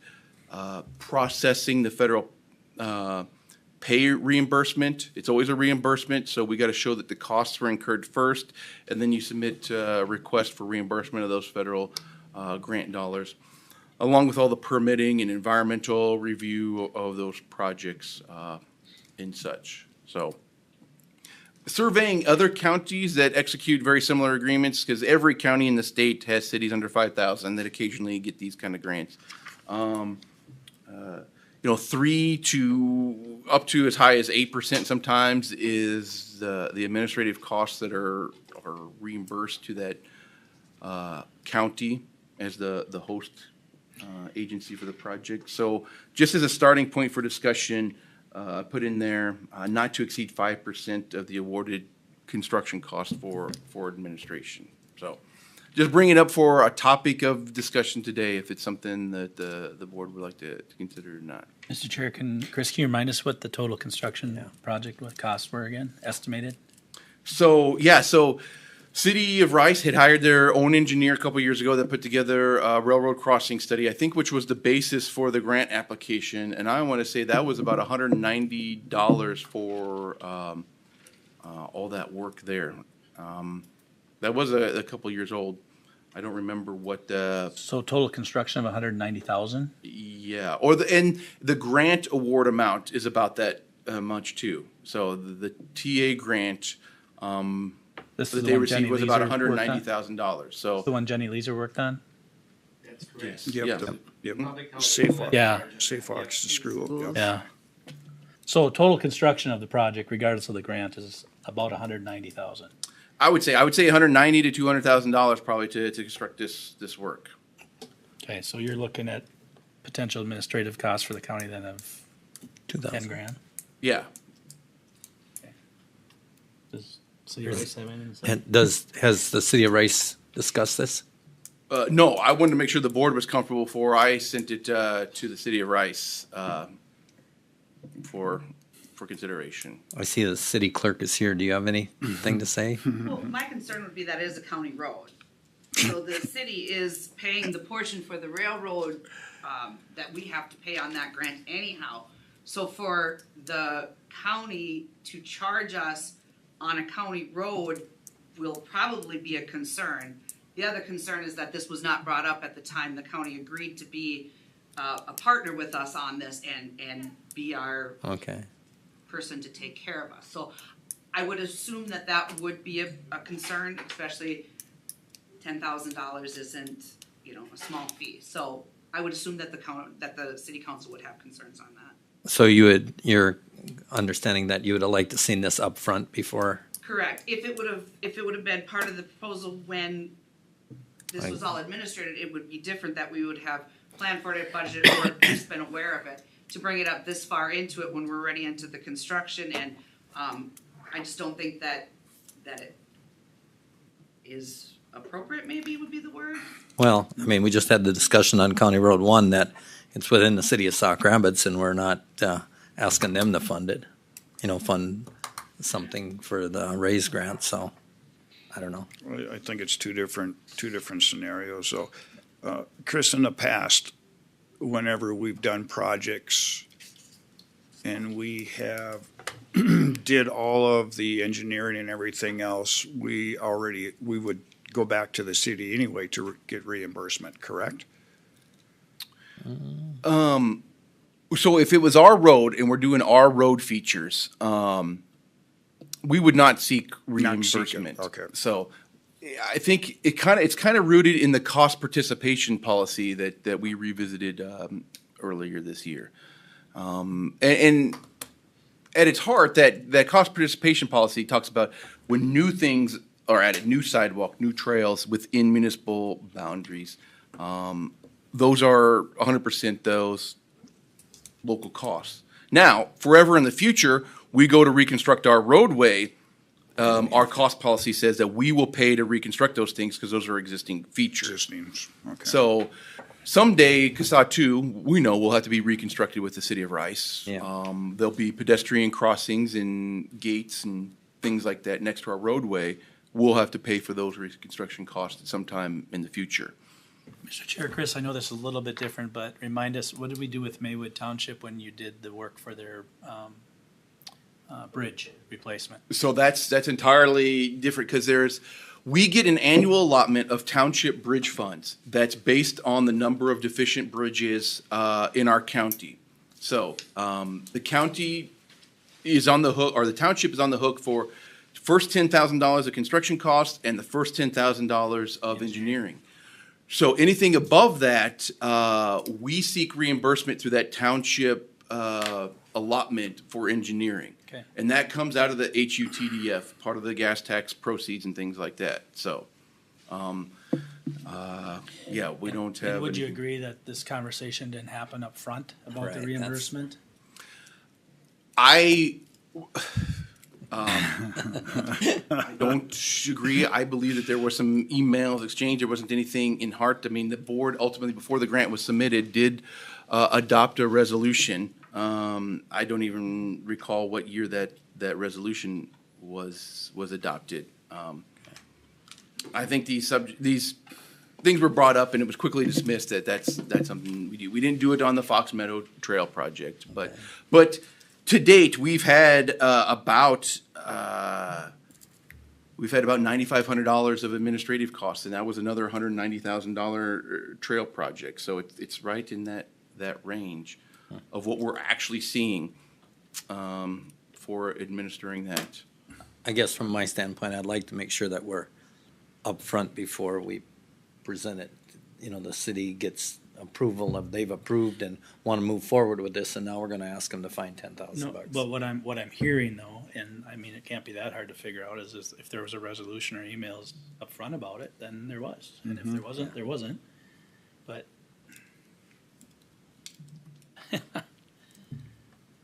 I can honestly say I don't remember any emails or anything saying that, and I could be wrong, but I don't remember anything saying that there'd be any administrative costs for the county on this.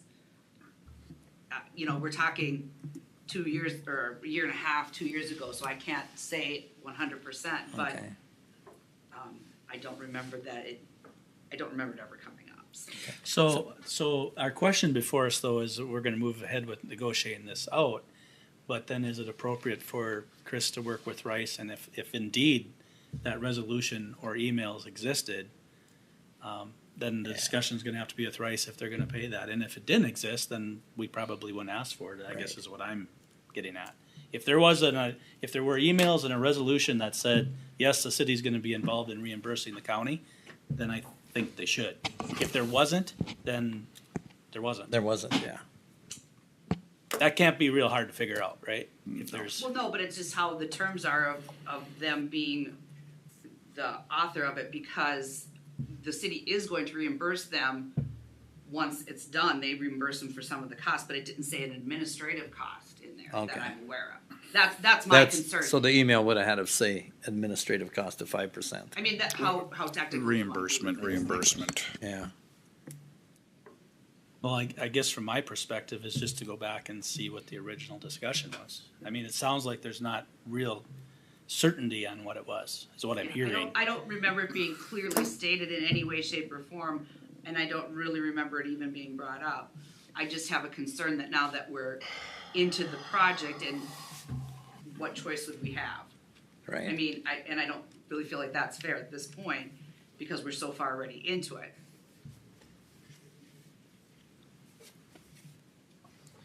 I guess, from my theory, I'd like to make sure there was no communications brought forth in the past, or if there was, then we would revisit this. As this is not gonna be done this year yet, right? Correct. Yeah. But you have to have it signed by when, Chris?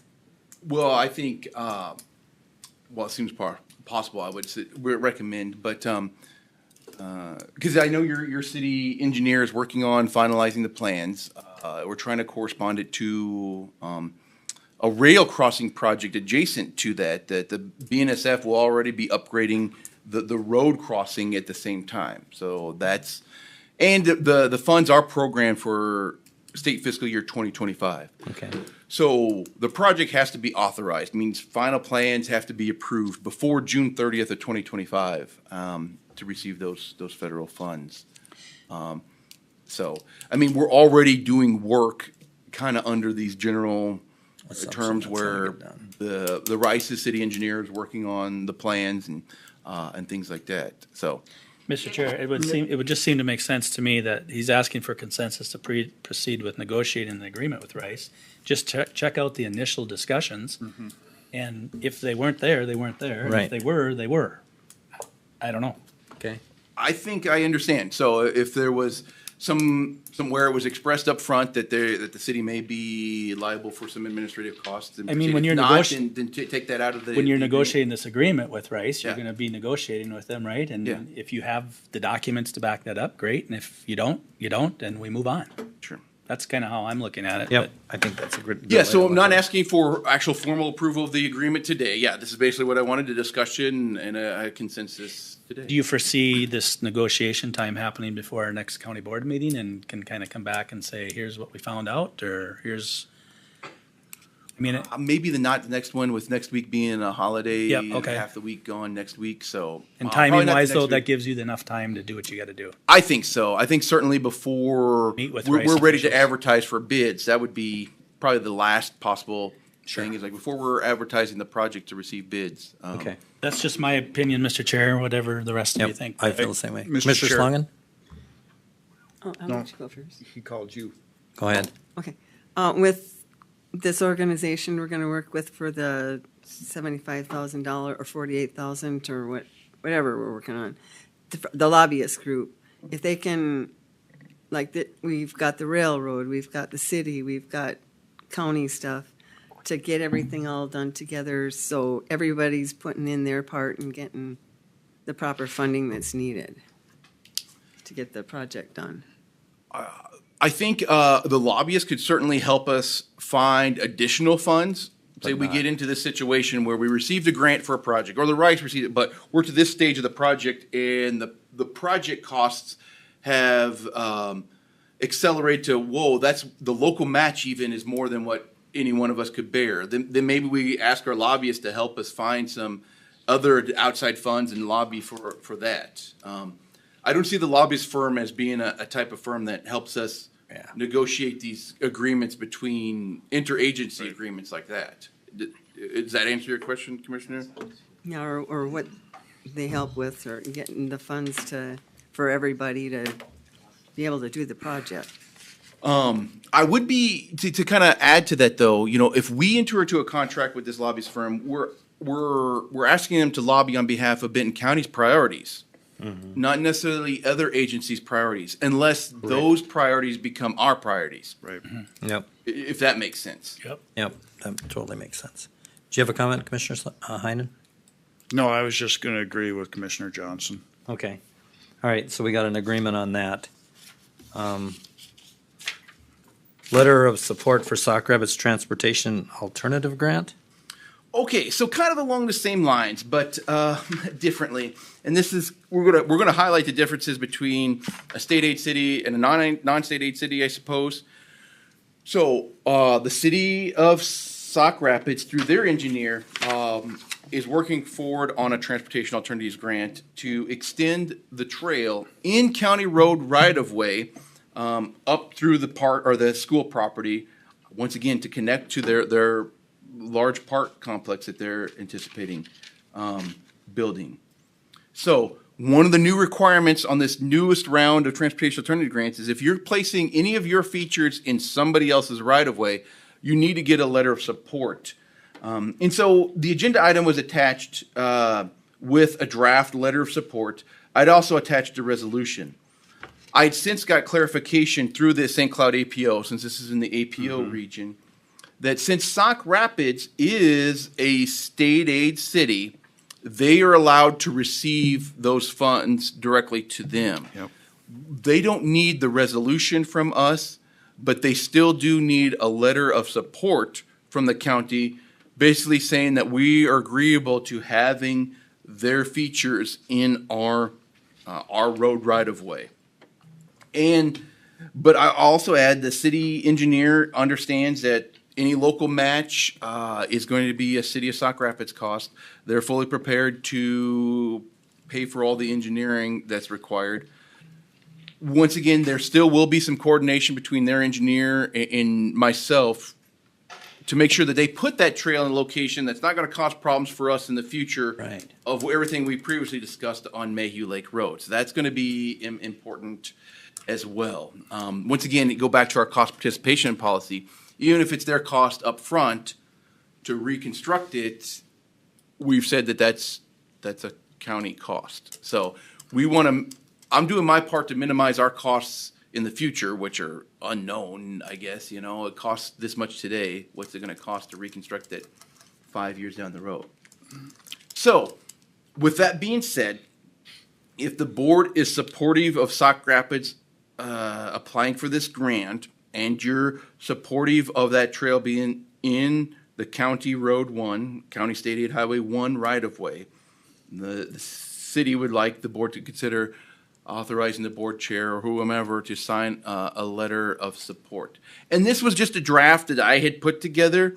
The board, feel free to rewrite that if you want. I guess the applications are actually due in January.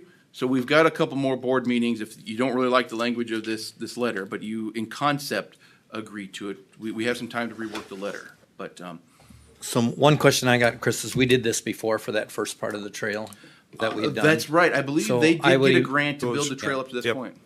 I would imagine that if we reconstruct County Road Run, that's gonna be, we're gonna have to move that, and we're gonna have to board a cost of that, right?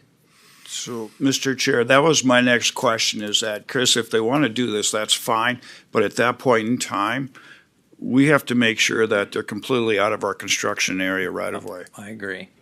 And especially up at some of us call it Water Tower Road, when there's going to be a roundabout, you know, because that's what the city wants, is a roundabout right there too. Right.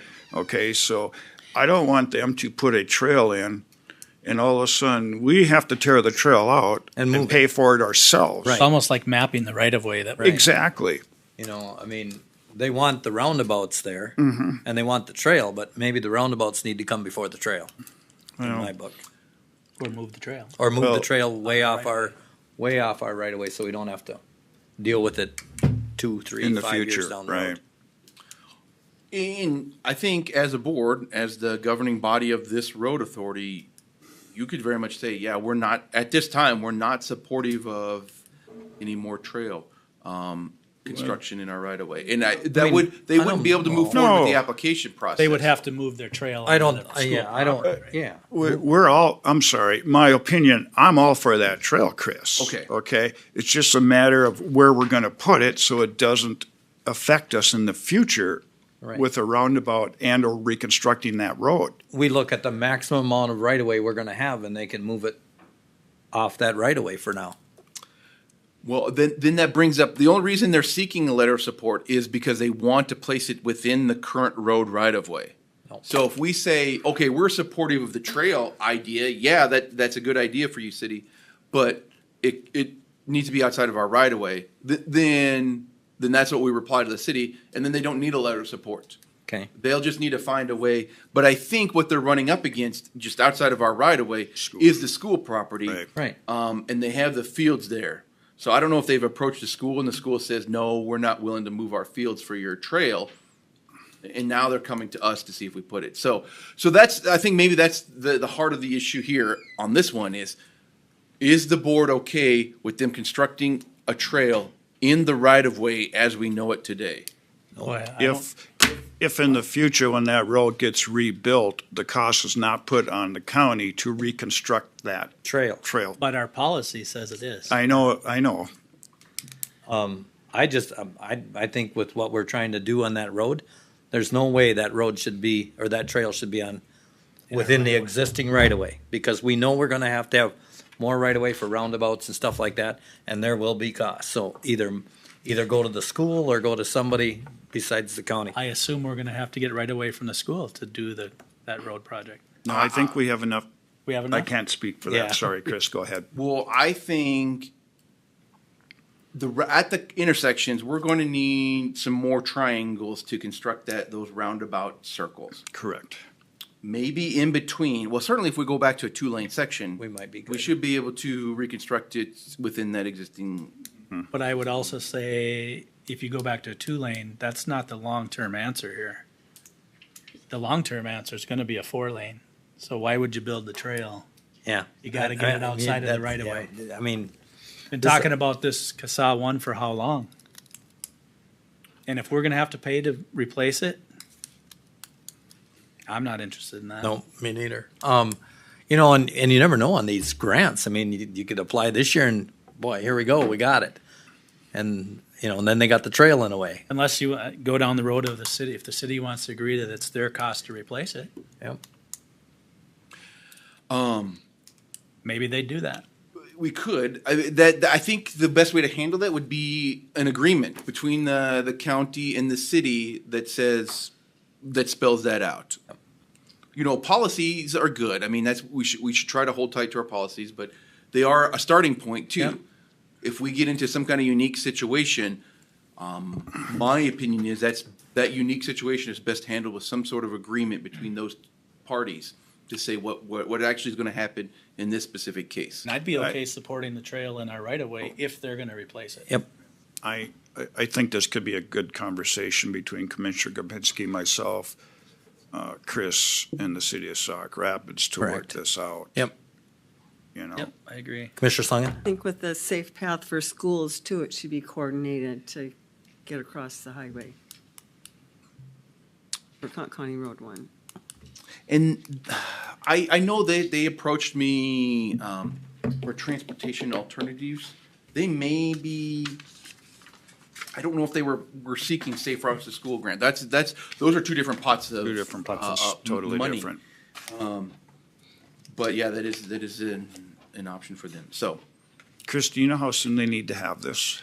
well, before the application due date, which is in January. Okay. So Okay, so we can. we have a hopefully- couple more board meetings, I think, in December to bring this back if we get to some sort of agreement. So I think between now and our next board meeting, if Commissioner Gopinski and myself and Chris can sit down with the city and have a good conversation about this and let them know that, you know, we're supportive of this trail. I'm Sure. no problem about that. Right.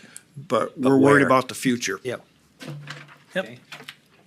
You got your orders, Chris. all right, very good. Hear those loud and clear. Well, it was a suggestion. Yeah, right. All right. How are we doing on time? Would you like to hear a project update on several projects or? Quickly. Okay.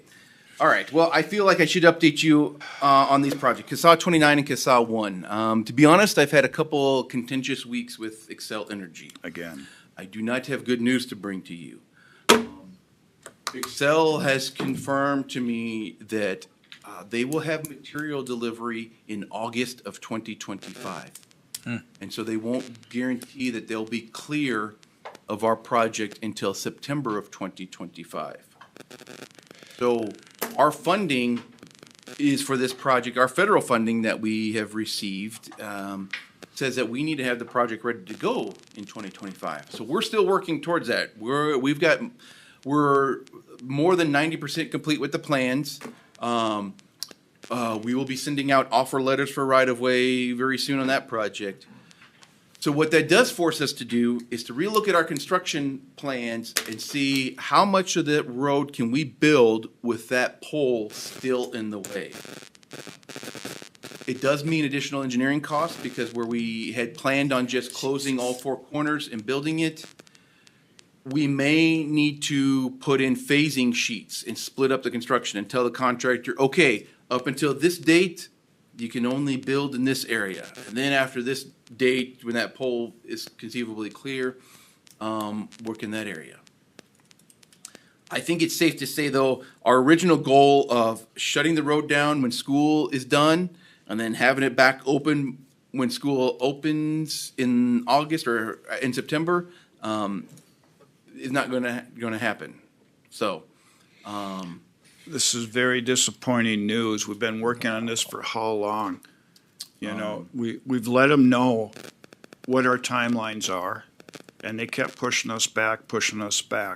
We got our county attorney in the sitting here. Maybe she could assist and help us on this.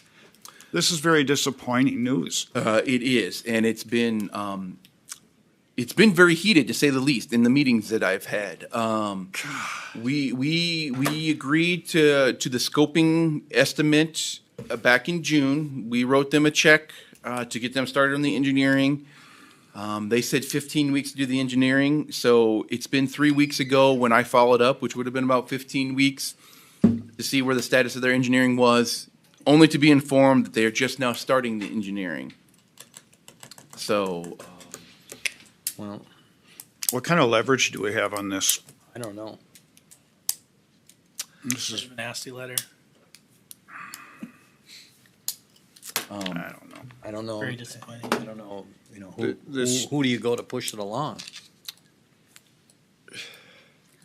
those are Well, questions. As you've said multiple times, Chris, they were there first, so Right. they get to drive this train. I think that's unfortunately how they're seeing the issue. Obviously, we know we have safety concerns, so the longer that the safety concerns that we know about and we have a solution for, just does make us feel uncomfortable, I suppose. We can't get to them, so. Okay. So as them pushing our project back, can we look for reimbursement from them? Being that they said that it was gonna be a 15-month timeline and they've never started yet, even though we gave them the money up front. I said something to that effect in an email. I think it fell on deaf ears, but yeah. Any delay in construction usually results in increased costs for somebody. Correct. And it always is on us. So, but it is something to be aware of too. In the future, that whole transmission line runs along the corridor of Mayhew Lake Road. Right. So,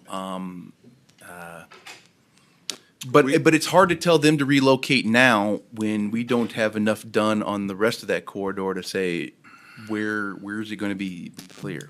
So, Okay. I've heard enough updates, sorry. Yeah. CASA 29, we're still progressing with design on that. We're navigating some of the challenges with the archaeological and architectural review that we've been asked to do. I do have an updated estimate. Updated estimate for construction is between $8 and $11 million now, so a little bit more than 6.25 that I originally thought. CASA 7 reconstruction is currently underway. Mr. Chair. Yes. Sorry, Chris, I need to stop you there. So back on to 29 of that extension. Yes. We also talked to Grandy about finding more funds for that too, though. So, and he was real receptive, and they're the ones that brought that up. Sure. That's a good point, yes. So we've got a legitimate reason to go back and ask for more funding for that project. Okay. And currently it's federal and local money, so the state hasn't chipped in any of that project, so that does seem like a logical thing that we've got some from a state perspective, we've got some guarantees in place to say that the project's gonna happen. Correct. Probably. Okay. CASA 7 reconstruction, still grading. The contractor had their original 1.5 miles that they had opened. They've got all the sand and gravel. It's up to grade on that. They went ahead and opened up another 1/2 mile through that Bible Duck Slough, and they've worked up to Bible Duck Slough, and then it started raining. So the roadway is still open at this point. We're hoping later this week things look favorable for them to continue working on that and getting that up to grade for the winter. But So they would bring it to grade to the north end of the slough? yes, yep. So they've kind of skipped that area. They've worked up to the slough. They dropped to the other side. Was at 35th Street, that township road, and graded down to that. So there's what a 700-foot section, the worst section of the roadway out of that whole 5 miles Is now they're open. working on right now. Okay. So, Open, yeah. Yeah. Okay. Maywood Township Bridge on 115th Street, that is complete. Erosion control, temporary erosion control is in place. So, that's good to have that bridge off the books and replaced with a box culvert. That should last them beyond anybody's lifetime in this room. So, County Road 43 in Foley. So the city of Foley is moving forward with a project to reconstruct their streets. One of those is 4th Avenue or County Road 43 north of 23.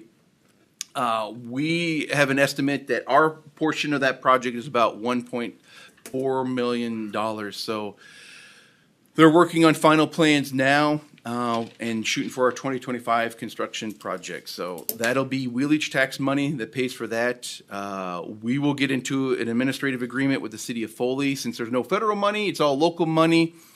We'll have them do the administration on that project, and then we'll reimburse the city of Foley for our portion of that County Road 43 project. CASA 22 and CASA County Road 51 bridge. These are bridges that are scheduled to be replaced next year with federal money. We have 90% plans completed. We've reviewed them, sent them back to the consultant with comments. Good news is now we do have the limits of right-of-way identified. And within the next month, offer letters for right-of-way will be going out for those projects. That does require tree removal on these projects. So after the first of the year, we'll be looking at removing trees next to those current bridges that will have to be completed before the end of March to make sure we don't disturb any nesting bats in those bridges. So, rough estimate is about $1 million per bridge on those two projects. And these are actual span bridges. They're not box culverts, so these will actually be bridges on driven pile foundation. Okay. Then CASA 2 reconstruction is getting started. The consultant's already done the preliminary survey.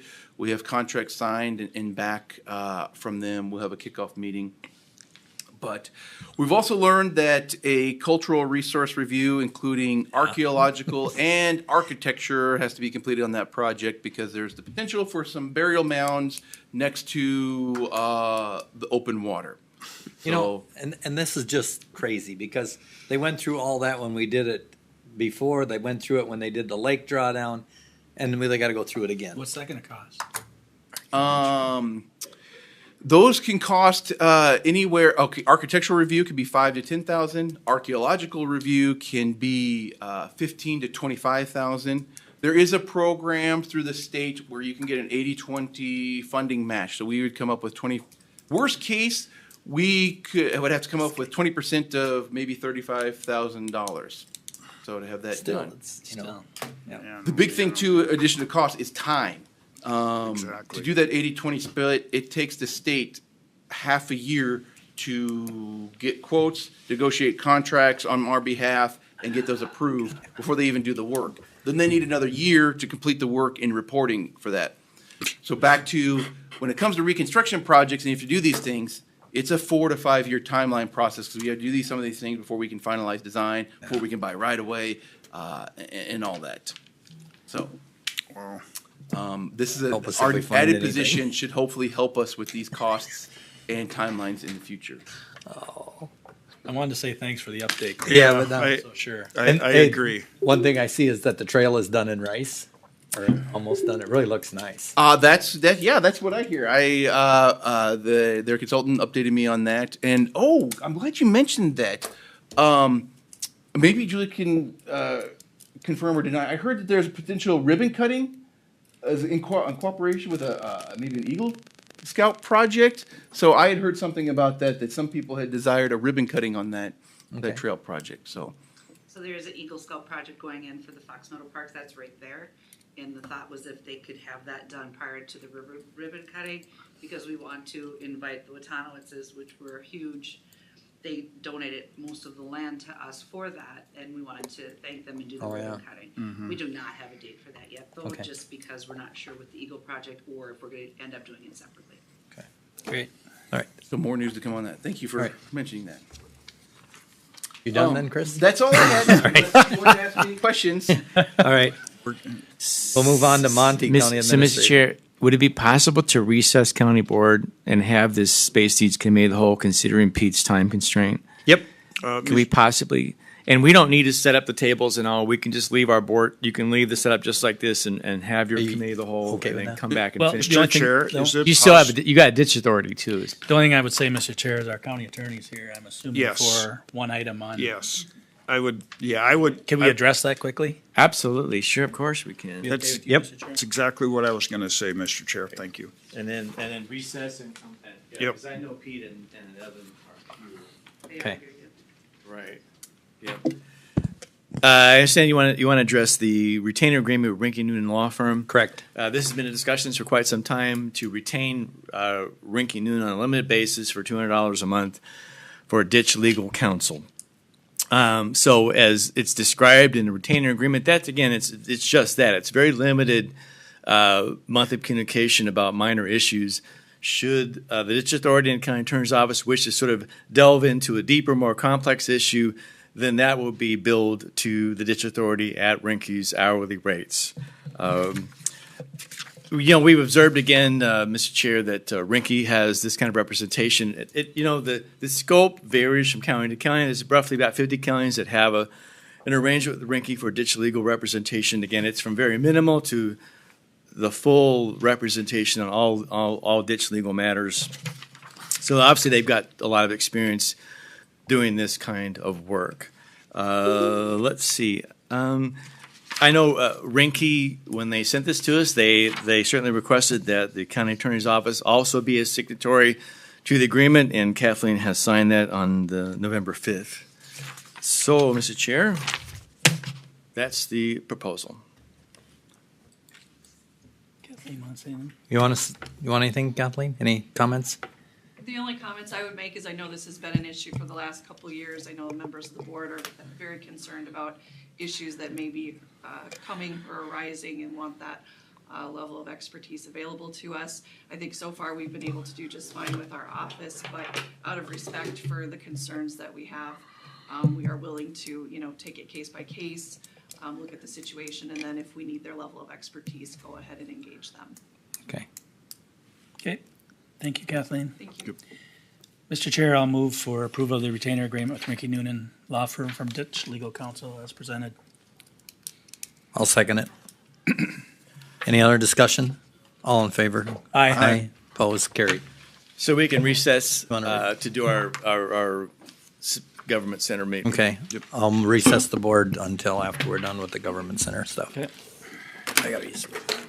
You beat me to that one, Scott. I was gonna say the same thing. It's like, let's just get this done right away. Yeah. Evan, Get them out of here. and I need to create a go-to meeting link. Have them Jack. come in. Yeah, please have.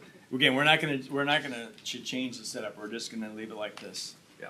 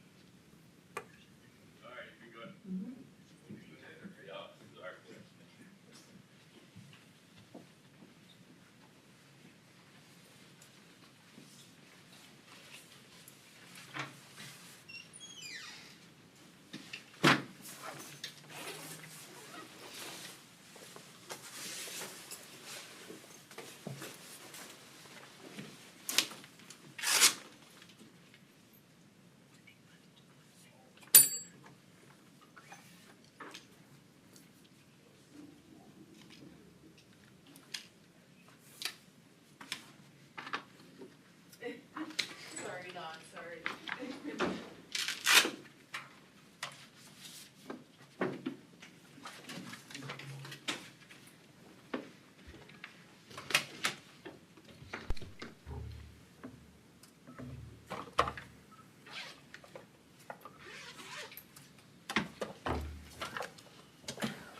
Hi, Evan.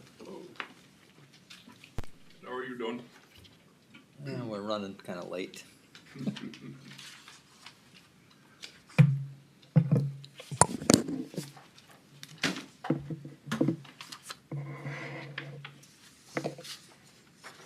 All right. So, Evan, if you could not plug in because I need to